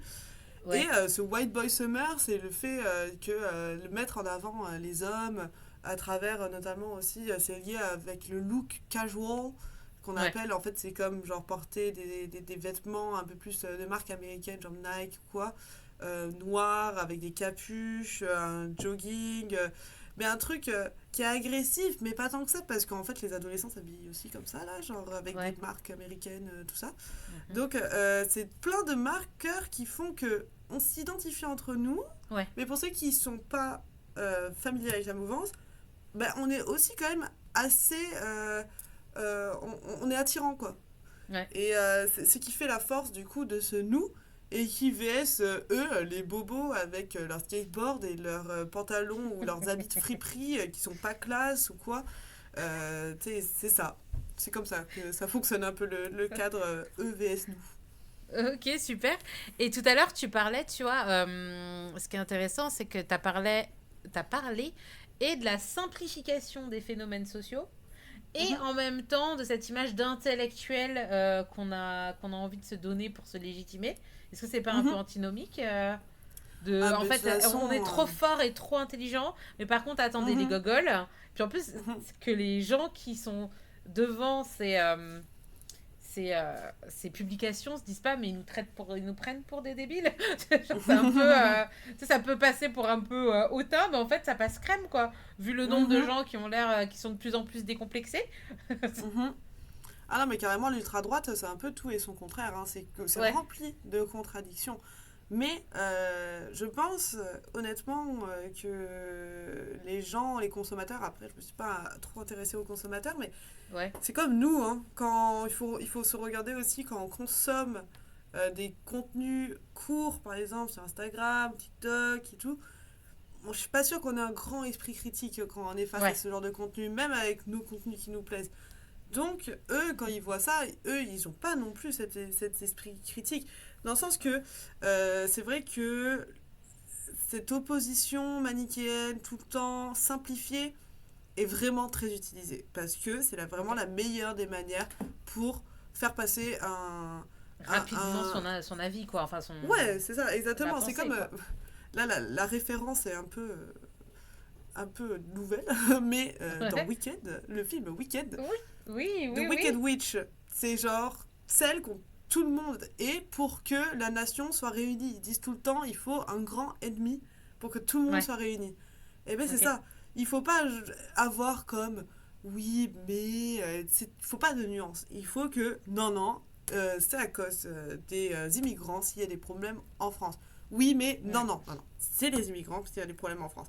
Donc, ils utilisent énormément de conclusions actives, donc soit ces liens rapides entre des tendances, des communautés, des faits divers, sans nécessairement en fait s'appuyer sur une analyse approfondie et contextualisée.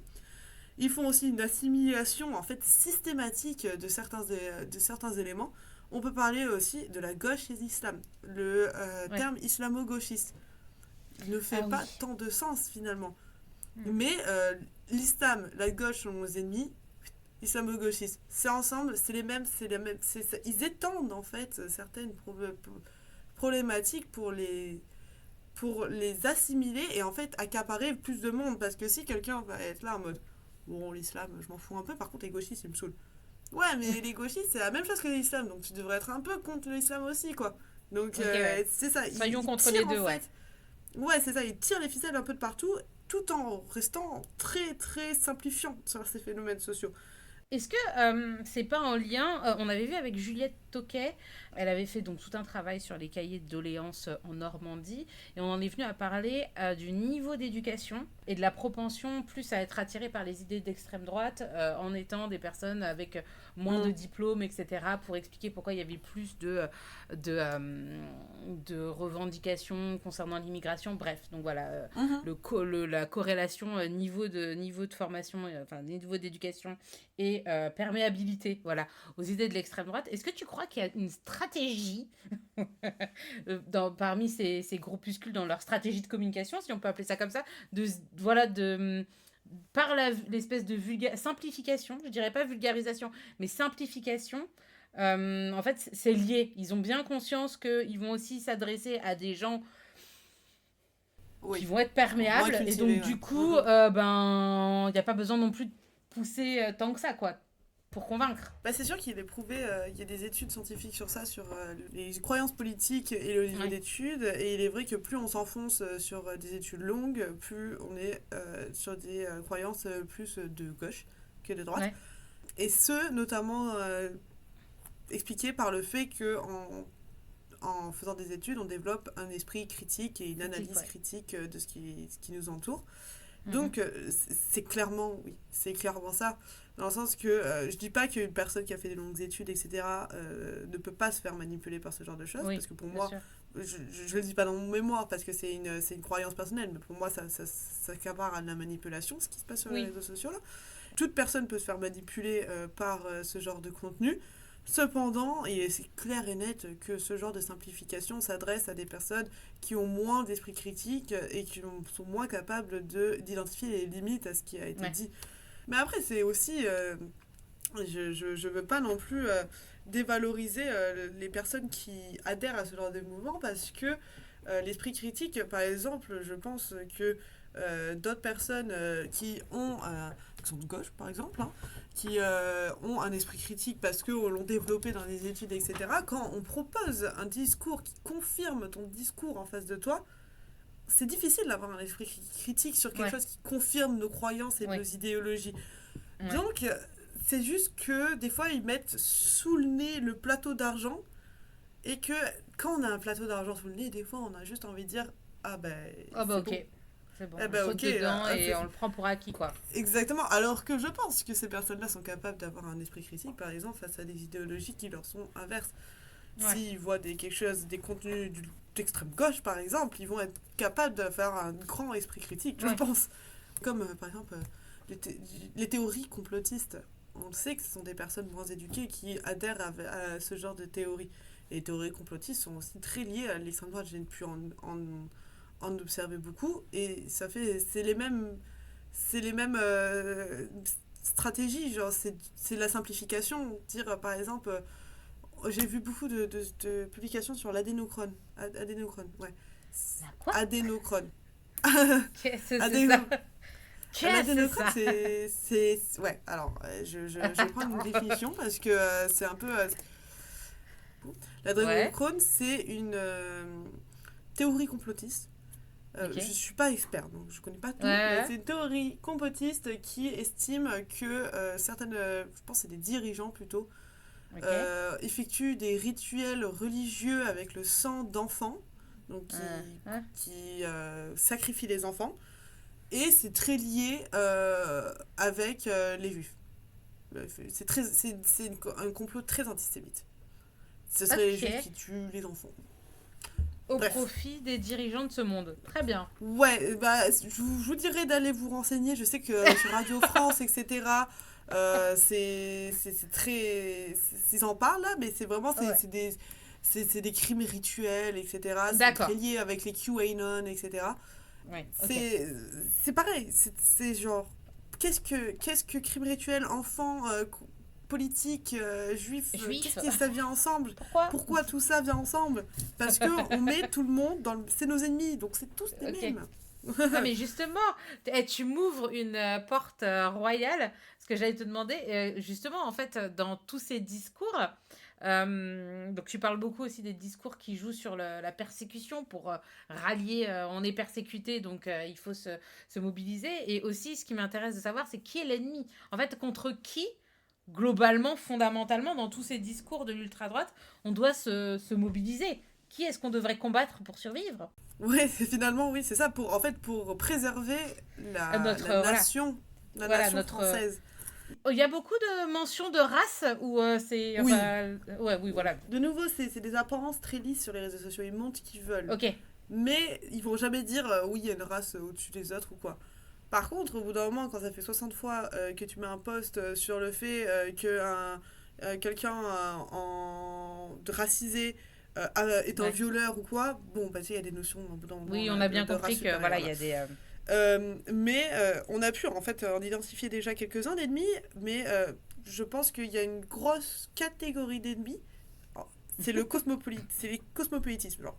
Tout ce qui appartient au cosmopolitisme. Du coup, pour rappel, le cosmopolitisme, c'est une philosophie politique qui prône l'idée que tous les individus, quelle que soit leur origine nationale, culturelle ou religieuse, appartiennent à une seule et même communauté.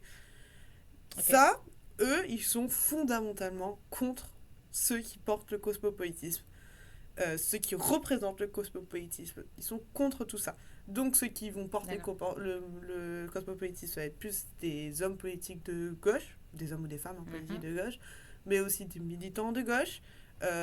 Donc ça, tout ce qui est antifa, etc., là, c'est C'est vraiment... net. C'est niet. Par exemple, il y a un post... Non, oui. Il y a à l'époque, du coup, dans le reportage de Al Jazeera, que je vous recommande, hein, qui est malheureusement en anglais, mais peut-être sous-titré français, Ouais. sur Génération Identitaire à Lille, ils racontaient, les personnes, qu'ils avaient très envie de taper du gauchiste dans la rue ou des choses comme ça. Là. Genre, c'est dans les ennemis, la bataille antifa fasciste est très importante. Là, je sais qu'à Lyon, par exemple, il y a le groupe antifasciste de Lyon qui est très mobilisé et je sais que c'est vraiment H24 la guerre là à Lyon face aux groupes parce que les groupes lyonnais qui sont les remparts et il y en a un autre c'est des groupes très très investis dans la mouvement qui sont très présents qui participent à beaucoup d'événements qui sont reconnus pour beaucoup de crimes ou des fois pas de crimes de délits. Bref, ils sont très Mhm. mais du coup, il y a les immigrants, évidemment, Oui. Oui. le grand ennemi qui représente la grande menace pour tout le monde en France, Oui. sont là pour nous remplacer, donc le grand remplacement. Oui, voilà, c'est Et ça. que du Ou coup, pour tuer du français. exactement, Tout ça. exactement, pour violer nos femmes, pour Oui, voilà, c'est ça. prendre moins violent, juste Notre prendre notre travail, tout ça. travail, prendre notre place dans la société française, et pour anéantir surtout notre culture. Donc, les immigrants, c'est ceux que j'ai le plus observé. Ensuite, on a la communauté LGBTQ+. Ça, ils ont vraiment du mal avec la communauté LGBTQ+, surtout avec les drag queens, mais ça, c'est lié aussi au contexte JO, le fait que je l'ai beaucoup observé. Mais il y a aussi le contexte... il y a un moment, il y avait eu ce côté drag queen qui donne des cours pas des cours, ils lisent des histoires dans les écoles maternelles. Histoires, oui. Et bien ça, les groupes, ils sont mobilisés, ils n'ont pas voulu. Hein. Ils n'ont pas voulu. Donc très, très, très contre la communauté LGBTQ+, qui représente finalement une sorte de décadence. Tu sais, ce qui est rigolo, et je sais pas si les auditeurs le savent, c'est qu'il y a des études qui montrent qu'à chaque fois qu'il y a un grand rallye MAGA aux États-Unis, c'est là où tu as une explosion de Grindr. Mais non, c'est vrai. Ça, où tu as un ralliement de toute la mouvance MAGA, donc clairement anti-LGBTQ+, que Grindr explose de demandes, et les sites d'escorte gays explosent la demande certains qui aux dates se cachent. Où tout ce petit monde bien fasciste se retrouve. C'est étonnant, dis donc. Quelle coïncidence. Oui. Ça, c'est vrai que c'est cocasse, c'est marrant comme information. Ça me fait toujours rigoler, moi. J'adore cette information. Je suis là, ah bon. Mais c'est ça, et puis les autres ennemis, on en a parlé. Ennemis politiques, les gauchistes, et puis aussi, les ennemis ne sont pas que les individus, ça peut être des institutions entières. Je sais par exemple que l'OTAN, pour eux, représente... L'OTAN, pour les nationalistes révolutionnaires, c'est un très très gros ennemi. Comme quoi on ne devrait pas faire partie de l'OTAN, qu'on devrait être plus indépendante, on devrait se protéger nous-mêmes, etc. Où il y en a plein d'autres. Et puis surtout l'islam et le judaïsme qui représentent finalement les plus grosses menaces pour la culture française. Pour donner certains exemples sur comment on se mobilise face à l'ennemi et comment on construit l'ennemi, toujours en fait dans l'objectif de discréditer et marginaliser les opposants en les présentant évidemment comme illégitimes ou indignes de considération. Il y a plusieurs manières et ils utilisent notamment l'humour parce que l'humour c'est la manière la plus facile de faire passer un message sans le rendre trop il peut être très violent le message mais le percevoir pour cacher un peu cette violence là. Donc par exemple il y avait un groupe qui a été retiré d'Instagram à l'époque, peut-être qu'il est de retour maintenant, qui s'appelait Une Bonne Droite. Ce groupe-là, Une Bonne Droite, c'était un compte humoristique qui se basait surtout sur des supports visuels sur Instagram en mettant beaucoup de publications de mèmes.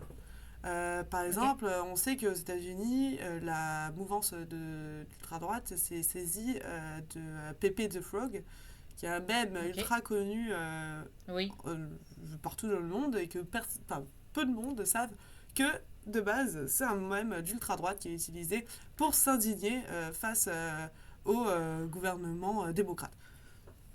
Ok. Donc, ici... Maintenant, tout le monde le sait. Voilà. Quand vous voyez Pepe the Frog, c'est que... il avait l'air tout mignon comme ça, pas du tout. Non, à la base, pas du tout. Il y a aussi beaucoup d'utilisation des caricatures. Ils ont des petits dessinateurs attitrés, il semblerait, des gens qui sont quand même très investis. J'ai vu des caricatures, par exemple, de Brigitte Macron, d'Emmanuel Macron, de personnalités du gouvernement, etc.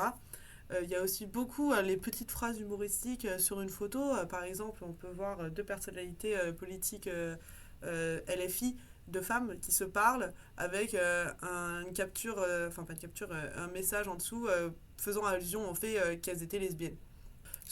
Toujours pour relier les ennemis, alors que ces deux personnes gauchistes, les deux personnes de LFI ne sont pas reconnues comme lesbiennes, je sais pas, de toute façon on s'en fout, mais toujours liées, elles sont gauchistes, elles sont lesbiennes. Parce que pour eux, le fait d'être lesbienne, c'est une insulte, donc ça devrait, Exactement. Exactement. Ouais. Sinon, mettre... il me semble que c'était Damien Rieu, mais je veux pas... Bon, bref. Mettre une photo d'une classe d'école, mais avec seulement des voiles intégrales, pour dire... dire photo de classe de la rentrée de LFI, ou des choses comme ça. C'est drôle, dis donc. Voilà, c'est ça, c'est leur humour. On se marre, hein. Wouh, allez. Mais il y a aussi des accusations beaucoup plus directes, où là, ils font des grands pavés sur pourquoi de A à Z, l'OTAN est notre ennemi. Je pense aussi aux vidéos, et ça je sais que par exemple, tout ce qui est catholique, etc., ils aiment bien ça. C'est les vidéos face cam qui durent 15 minutes sur pourquoi par exemple la cérémonie d'ouverture des JO est un blasphème et pourquoi on devrait, enfin avec des directives de comment mener la prière contre ce blasphème, comment agir, etc. Et je me souviens d'une vidéo assez virulente d'une femme qui était membre, je crois, d'Action Française ou d'Académie. Parce il y a énormément, et ça, faut pas le sous-estimer, de groupes. Enfin, pas des groupes, c'est des individus, ou c'est peut-être des pages catholiques, mais catholiques extrêmes, sur des prêtres, par exemple, qui donnent des tips pour, genre, comment grandir, comment vivre. Il y avait un prêtre sur Instagram qui est donné, genre, les 4 étapes, je sais pas combien d'étapes pour être un catholique viril. Et il te donne des tutos pour vivre au quotidien, pour être un catholique viril. Je me souviens, le seul tuto que j'ai regardé, c'était comme faire son lit le matin. Je me dis, bon, si c'est ça pour être catholique viril, pourquoi pas. Je suis catholique viril finalement. Ouais. Donc il y a énormément de contenu catholique. Mais ultra violent, ouais. Mais ultra, en fait, c'est hyper lissé.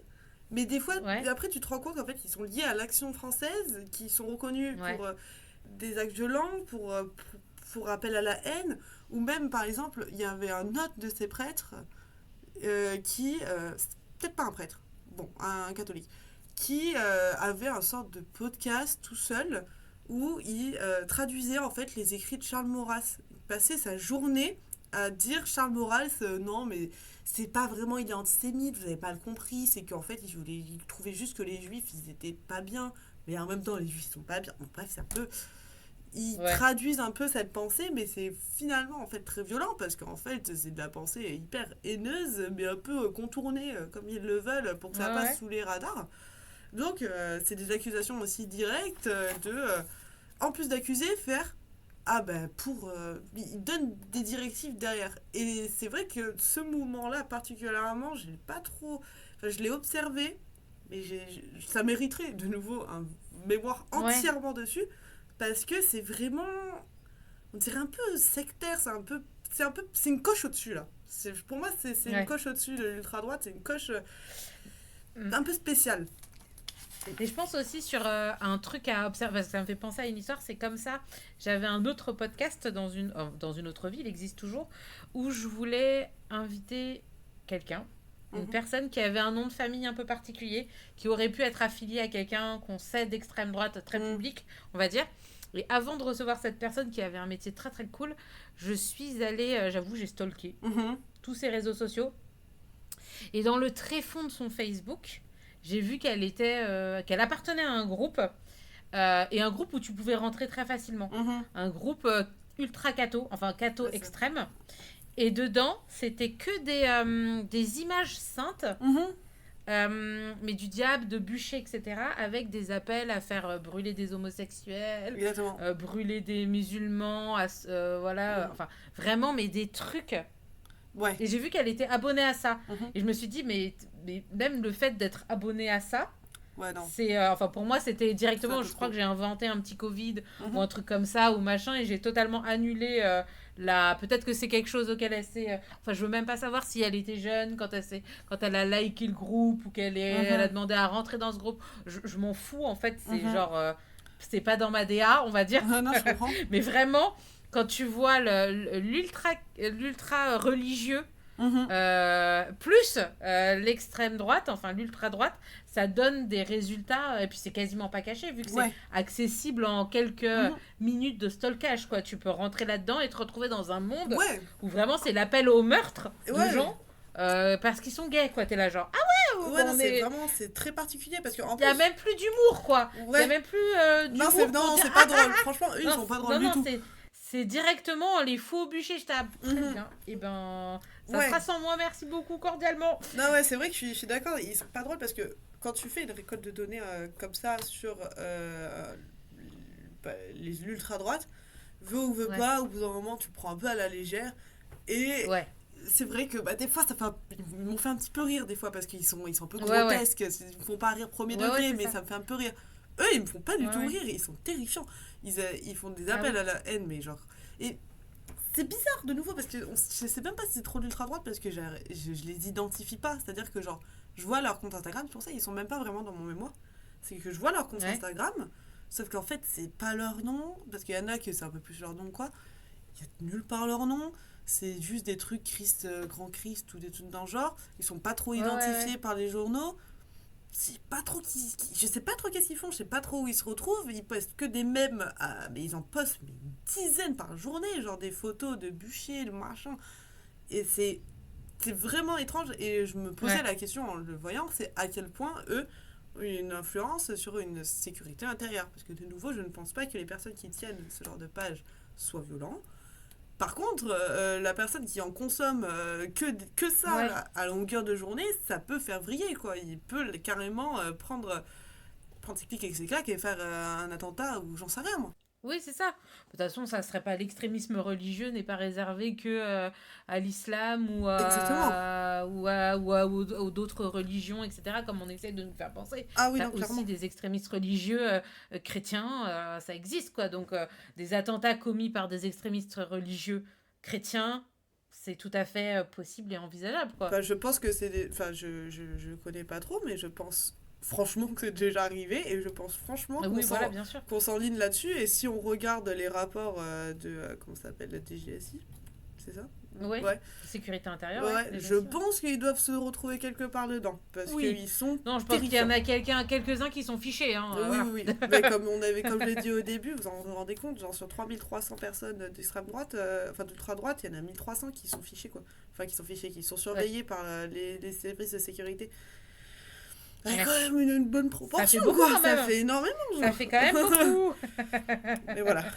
Ok. Donc voilà pour les exemples vraiment rafraîchissants Oui, c'est ça. du contenu qu'on peut trouver. Est-ce que tu as vu une différence notable entre X et Instagram dans les pratiques et comment les discours, ça. Bon, forcément, Instagram, c'est beaucoup de la vidéo, etc. Enfin, est-ce qu'il y a un changement fondamental ou sur X aussi, tu as de la vidéo, des choses comme ça, ou c'est plus dans la petite phrase, petits trucs comme ça? Bah alors en fait c'est vrai que X, moi je suis arrivée un peu après le rachat de X par Elon Musk, Oui, qui est je ouais, pense, enfin le rachat de Twitter du coup par Elon Musk qui est devenu ouais, X, qui je pense a pas mal rythmé ma collecte de données parce que Instagram, veut ou veut pas, ils sont un peu censurés quand même. ouais. Un petit peu. Et ça d'ailleurs, j'ai oublié de le dire, ça fait couler de l'encre aussi parce qu'à chaque fois qu'une personne a un compte censuré, je me souviens à l'époque, Alice Cordier avait été censurée sur Instagram. Ouais. Je l'avais vu absolument sur tous les autres groupes. Appel à manifester parce que Alice Cordier, ou sinon une pensée pour Alice Cordier parce qu'elle a été censurée. Et à chaque fois, vous voyez bien qu'on ne peut plus rien dire dans ce pays et compagnie. Alors que l'autre côté, sur Twitter, ça va être beaucoup plus virulent. Et ils ont beaucoup plus la liberté de dire ce qu'ils veulent. Oui. Disons qu'Instagram, c'est utilisé vraiment comme une vitrine accessible à beaucoup de monde.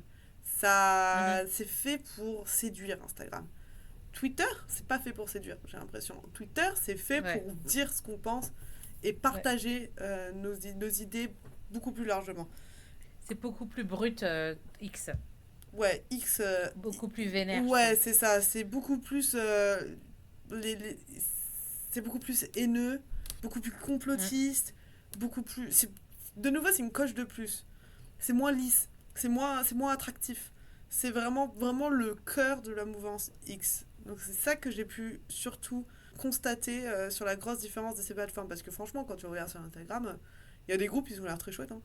On se douterait Ouais. pas, hein. Si on le sait pas, ils ont l'air très chouettes. C'est juste des gens qui se rencontrent pour faire du Krav Maga et boire des bières, quoi.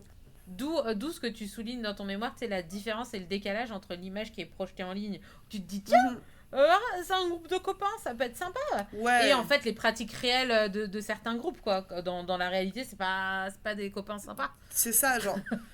J'ai le fait d'avoir fait deux méthodologies, c'est-à-dire d'avoir commencé avec la veille médiatique, analyser du coup tout ce qui est travail journalistique, et puis ensuite avoir fait ma propre observation en ligne, je me suis rendu compte qu'il y Mm. avait des grandes différences dans le sens que, par exemple, au niveau de la violence physique, en ligne, enfin sur du coup mon travail journalistique, je rappelle, tous les groupes que j'ai sélectionnés sont reconnus pour avoir eu à un moment recours à de la violence physique, soit eux-mêmes, soit un de leurs membres.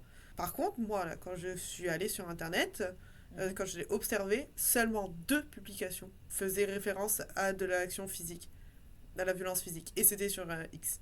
Donc, pour des groupes qui sont tous reconnus comme violents, on en quand même, enfin sur Instagram, on n'en parle vraiment pas quand même de leur violence. Après, il y a un truc là que je reconnais comme limite à ma recherche. Je voyais pas la violence physique sur les comptes Instagram et sur les comptes Twitter. Il en est que tous les comptes Instagram ont des liens qui joignent des groupes Telegram. Sauf que Telegram, du coup, messagerie protégée. Ouais. Moi, j'y suis pas allée parce que je pouvais pas être de partout. Mais j'y suis allée pour mon propre intérêt. Et puis même des journalistes y sont allés, etc.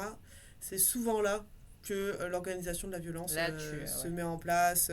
Je me souviens à l'époque, Libération qui avait investi un de ces groupuscules et dans ce groupuscule, il y avait une liste des personnalités à abattre, comme genre 100 personnes de gens à abattre. Ou même, il y en avait un autre des télégrammes, comme avec des points. Et si tu faisais telle chose, tu gagnais des points. Genre, par exemple, frapper un gauchiste. Ou ça allait de mettre un sticker dans la rue à faire des actes de violence. Donc, je pense que sur Telegram, il y a un terrain, etc. Mais là, c'est la logistique de la violence, quoi. C'est l'organisation logistique de la violence sur Telegram, quoi. Exactement. Mais par contre, de nouveau, c'est ça qui était intéressant, c'était de voir que sur Instagram, c'est vraiment toujours très lisse et très attractif. C'était ça comme hypothèse que je posais au début. Ok, il y a des personnes qui sont attirées par la violence physique, etc. Il y a plein de gens qui, au départ, n'ont pas signé pour ça. Et tu sais, genre, ils ont dû être attirés à un moment ou un autre. Et c'est là que je voulais voir bien comment les filets s'organisaient au sein des réseaux sociaux accessibles à chacun. Et la deuxième grosse différence que j'ai pu constater entre ma veille médiatique, ce qui s'est dit journalistiquement et mes observations, c'était, je l'ai évoqué un petit peu plus tôt, l'organisation. L'organisation qui, elle, est définie comme très parodique, comme très... comme une galaxie en fait de groupuscules. Oui, c'est une galaxie de groupuscules, mais alors par contre la galaxie elle est très très proche, elle est très liée. Dans le sens qu'il y a énormément de groupuscules, encore plus que j'ai identifié, des tout petits groupuscules avec, je dirais qu'en moyenne les groupuscules ont une dizaine de militants peut-être. Il y en a des plus gros, Action Française, je pense qu'ils en ont beaucoup plus. Mais il y en a ils sont 10 dedans. Mais par contre, ils sont liés. À Lyon, ils se connaissent tous. Et puis, tu les vois. Je m'en souviens, à l'époque, c'était manifestation pour la mort de Thomas. Oui, de Crépol, Mais ils étaient absolument tous. Et ils se connaissent tous. Tout est interrelié, quoi, quel que soit tout est relié. ton classement de famille, on va dire. Tout le monde a des liens un peu avec tout le monde, ou se connaît, ou s'est identifié comme ami. Et donc, du coup, ça se recoupe finalement. C'est ça, donc il quadrille le territoire d'une certaine façon. Il faut vraiment pas interpréter ces groupes-là comme indépendants. Je sais pas où ils s'organisent. Franchement, je pensais sur Telegram. Mais ils s'organisent. Ouais. Et donc, du coup, on en parlait tout à l'heure quand on donnait des petites pistes d'idées, genre d'où aller creuser pour faire le sujet d'un autre mémoire pour des futurs étudiants, tout en se protégeant, parce que le sujet est pas fun, on va dire. Toi, comment tu as vécu tes recherches? Comment ça s'est passé? Est-ce que tu as eu des difficultés? C'est vrai que j'ai un mémoire, je pense comme tout le monde, les difficultés, ça a été de le tenir et de le finir finalement. Mes difficultés ont été surtout d'ordre plus, pas mental, mais c'est-à-dire que j'en avais marre de consommer du contenu haineux, facho, raciste, compagnie. Notamment pour ça que je travaille plus là-dedans. Mais, et puis aussi, c'est le nombre de données, en fait. C'est là, mes difficultés, c'est que moi, ce que j'ai fait, c'est comme un screenshot dans le temps, mais c'est que c'est infini, ce qui se passe sur les réseaux sociaux. Il y a tellement de contenu. C'est infini et c'est que en fait lié en plus à l'algorithme que j'ai créé, c'est-à-dire que l'algorithme que j'ai créé. Et puis c'est un instant T en plus. Dans un espace particulier, c'est pas vraiment reproductible comme recherche.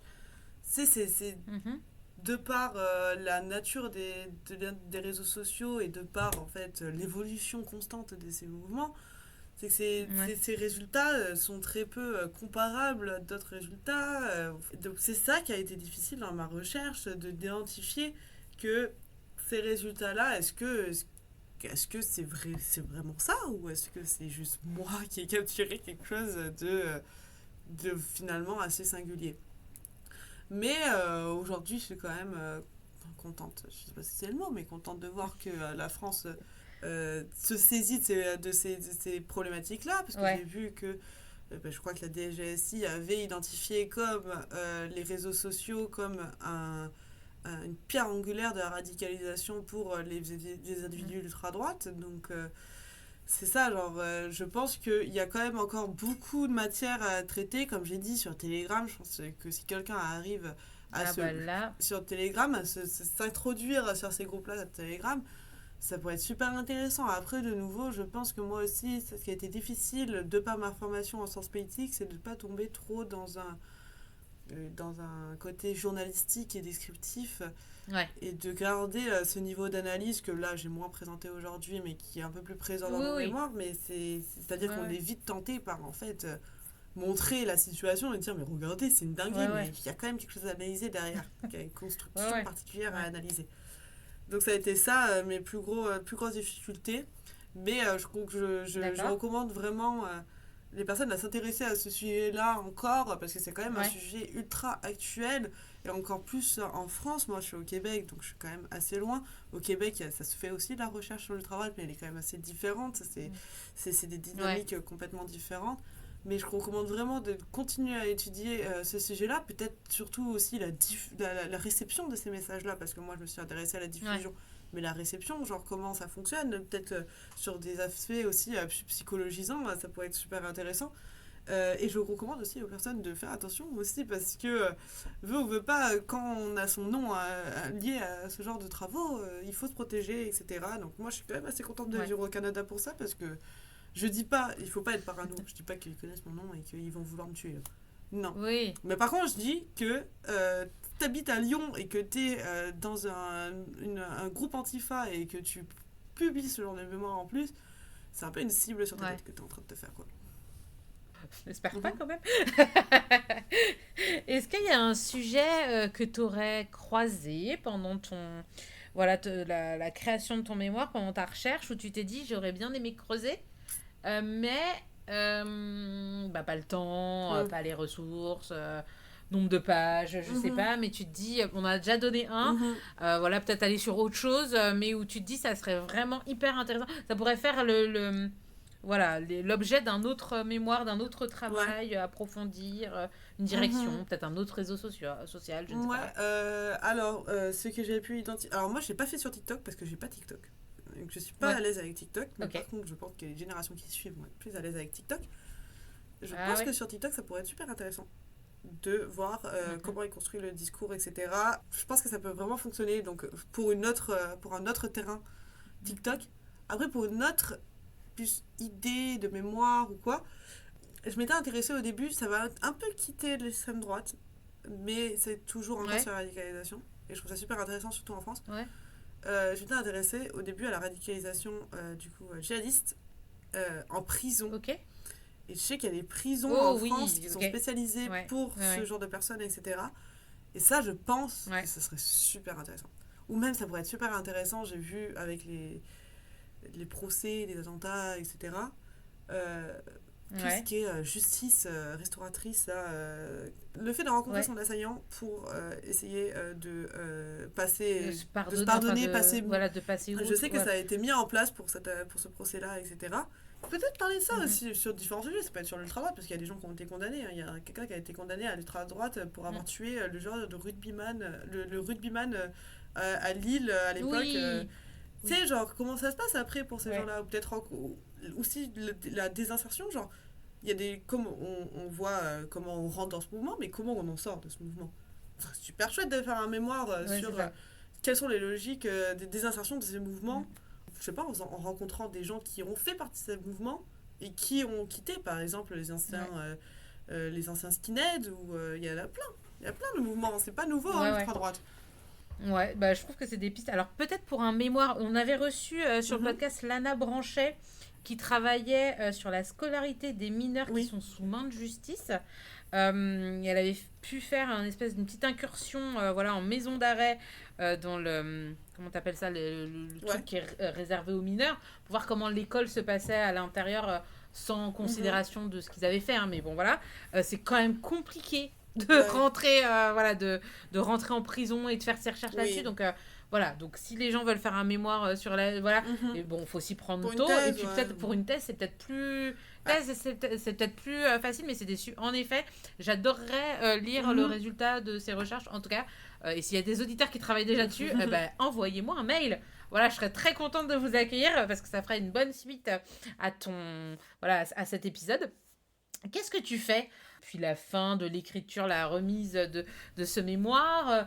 Est-ce que tu as tellement adoré ta recherche que tu as Mhm. décidé de poursuivre, peut-être, je sais pas, avec un Mhm. doctorat, je sais pas. Voilà, qu'est-ce qui se passe pour toi dans ta vie en ce moment? Alors, j'ai beaucoup aimé ma recherche, mais j'ai pas continué cette recherche-là. Ouais, tu l'as dit, tu Ouais, avais abandonné ouais, c'est l'ultra-droite. ça. Ils se sentent tristes sans toi, dis donc. Exactement, je pense, j'ai la chance d'avoir des collègues à l'Université de Montréal qui travaillent encore sur ce genre de problématiques, donc j'en entends encore Ouais, parler beaucoup. Mais ouais, j'ai quitté parce que je n'en pouvais plus du contenu ouais, publié par l'extrême droite, l'ultra droite, pardon. Donc ouais, aujourd'hui, ce que j'ai fait, c'est que j'ai commencé un doctorat à l'Université de ouais, Montréal sous la direction de Étienne Blais, dans le ouais. cadre de ce qu'on appelle, ce qui est appelé au Canada, la chaire de prévention des homicides par arme à feu, enfin des violences par arme à feu au Québec. C'est une chaire qui a été financée Ok. par le Québec parce qu'on a eu une recrudescence des violences par arme à feu ici. Donc pour mieux renseigner ce phénomène, et je travaille en fait sur une thèse qui a comme but de mieux renseigner sur comment les lois, pas les lois, les stratégies de prévention de la violence armée ont été prises et pourquoi finalement elles s'éloignent autant des recommandations scientifiques. Pourquoi en fait on met plus en place de la répression que de la prévention, alors que la prévention est plus recommandée. Donc c'est ça, toujours dans un objectif de mêler discipline, sciences politiques et criminologie, pour Ouais. avoir des nouveaux points de vue sur des phénomènes criminels en fait. Mais les résultats de mon mémoire, je les ai, il va y avoir un livre dans lequel j'ai écrit un chapitre qui va sortir Trop chouette. dans longtemps parce que les processus sont longs. Mais sur les pratiques policières, plutôt, j'ai D'accord. continué la réflexion sur, en fait, ils sont en ligne, on le sait, mais alors pourquoi, comment ça Ouais. fonctionne les pratiques policières? Vous serez heureux de savoir Ok. que les personnes qui gèrent de signaler les contenus d'extrême droite ou quoi Ouais. sur les réseaux sociaux en Europe sont au nombre de 12. C'est Ah oui, c'est ça le d'accord. truc. C'est pas beaucoup. Dis donc. C'est pas énorme. C'est pas énorme. En tout C'est cas, à pas l'époque, énorme. c'était 12. Donc, c'est Ok. ça. Donc, il y aura un chapitre de livre qui sort dessus. Et puis, je vais également récupérer mes données pour écrire un article cet été. Et on Ok. verra qu'est-ce qu'il en suit. Ok, d'accord, super. Et ben ça, c'est des bonnes nouvelles pour les années à venir. Exactement. Puis alors, une thèse, ça va te prendre un petit Oui, peu de temps. il y a le Donc, temps. tu viendras nous en parler quand tu seras bien Dans avancé 5 ans. là-dessus. Moi, je t'accueillerai avec... c'est ça, je t'accueillerai avec très grande joie sur le Dazibao. Avec plaisir. Quels sont tes petits conseils, les derniers conseils pour finir cet épisode que tu pourrais donner aux étudiants qui nous écoutent Mhm. pour survivre Pour survivre au à la travail. rédaction d'un Bien sûr. mémoire Alors, selon moi, l'indispensable, c'est de pas trop se mettre la pression. Hein. C'est con comme ça. Hein. Ouais. Mais moi, je me la suis trop mise. Je me la suis trop mise, Ok, ce qui en fait... j'ai commencé ma maîtrise, au bout d'un an, j'ai fait 6 mois de pause, et puis je suis revenue au bout de 6 mois. Donc, pour éviter les ok, 6 mois d'accord. de pause où j'ai rien fait, hein, clairement, Ouais, peut-être un peu plus rien faire au quotidien pour essayer ok, de déstresser. voilà. Genre, pour éviter d'avoir les 6 mois de pause, fais tes 6 mois de pause, mais genre Ok, 5 par jour, quoi. ouais, Je dirais aussi, c'est toujours parce que je trouve personnellement que dans mon expérience de mémoire, c'est que mon mémoire allait bien que si j'allais bien. Et comme, du coup, ok. mes grands questionnements, c'était comment je fais pour aller bien à l'université. Ok. Moi, personnellement, ce qui m'a permis d'aller bien, c'est le sentiment d'appartenance. Et ça, je trouve qu'on n'en parle pas assez. Ok. C'est le sentiment d'appartenance à la communauté scientifique. À l'époque, je me sentais absolument comme une personne... comment on appelle ça Illégitime. Une fraude, le syndrome de l'imposteur. De l'imposteur. Voilà, j'avais vraiment le syndrome ok. de l'imposteur, genre qu'est-ce que je fais ici et tout ça. Et en fait, en faisant des petits pas par petits pas, dans le sens rencontrer les autres étudiants, aller à des activités de rédaction, je dis pas les activités pour aller boire un verre, etc. Genre c'est peut-être trop intense là, mais genre peut-être aller juste travailler en groupe, aller voir des conférences, parler aux professeurs. Je sais pas comment ça se passe en France, mais au Québec quand même on est assez proche des professeurs. Ouais, on est très proche des professeurs qui ont tous... Au Canada, parce que moi j'ai fait toutes mes études à l'Université Laval et ma première partie de ma vie c'était au Canada, les professeurs en plus ont des assistants qui sont hyper disponibles, avec qui on peut... En France c'est pas ça. Ouais, c'est ça. Mais bon, c'est plus compliqué en France. C'est vrai qu'au Canada on est très chanceux, je trouve, dans la relation avec les professeurs et avec leurs assistants de recherche, c'est ça, être assistant de recherche. Sont là pour nous encadrer aussi. Donc, c'est ce que j'allais dire, genre aussi prendre une job d'assistant de recherche, mais bon, si ça n'existe pas en France, c'est pas pratique. Hein. Ceux au Québec, prenez des jobs d'assistant de recherche parce que ça va vous aider en fait, à vous concrétiser dans le milieu et prendre confiance en soi. En fait. Et une fois qu'on a pris confiance en soi un petit peu, parce qu'il ne faut pas non plus abuser de la confiance, qu'on sait à peu près qu'est-ce qu'on fait, et ben dire, en fait, non, mais je suis capable de faire ma recherche. J'ai compris ce qu'était la recherche, j'ai compris le monde de la recherche, je suis capable de faire ma recherche. Et puis, moi, j'ai fait 3 ans. Mais je peux y aller. J'ai mis 3 ans à faire ma recherche. Si c'est 3 ans pour faire votre recherche, c'est 3 ans pour faire votre recherche. On s'en fout. 1 an de plus, 2 ans de plus. Moi, je sais pas si en France on a le droit de nouveau. Mais. Non, pour les masters, c'est compliqué, mais bon. Nous, on a le droit. Parce que nous, au Canada, tu fonctionnes par session, etc. Et en fonction des sessions auxquelles tu t'inscris. Alors que c'est vrai qu'en France, tu fais une année et une autre année. Et puis surtout, dans ce cas, soyez stratégique aussi. Parce que au bout d'un moment, si vous êtes d'un tempérament timide, n'essayez pas d'aller faire des entrevues. Moi, je suis quand même dans un tempérament timide. J'ai fait quelque chose derrière mon ordinateur où j'ai pas besoin de parler aux gens. Pour une première expérience de recherche, il faut essayer d'être minimum stratégique, quoi. Pas vous mettre en difficulté. Ok, voilà. Soyez safe avec vous-même. Exactement. Et ça ira bien. Exactement. Et finissez, voilà, comme vous le pouvez, votre mémoire, mais sans trop se mettre la pression. Voilà. Pas de stress. Pas de stress. Voilà, super. Et bien écoute, Pauline, merci beaucoup pour ton temps, pour cet épisode et pour m'avoir accueilli, voilà, à l'Université de Montréal, voilà, via Internet, voilà, pour nous parler de ton mémoire. Merci. Comme d'habitude, je l'ai dit, il y aura un article, il y aura un résumé, il y aura des recommandations, voilà, de lecture, tout ça. Il y aura une newsletter qui se sera dédiée, tout ça. Donc j'invite les auditeurs à aller regarder tout ça sur le site internet. Écoute, je te souhaite le meilleur pour la suite. Merci beaucoup. Et pour ton doctorat. Merci. Voilà, et puis je te dis à très bientôt. Oui, à très bientôt. Merci beaucoup. Bye bye. Gotta get out before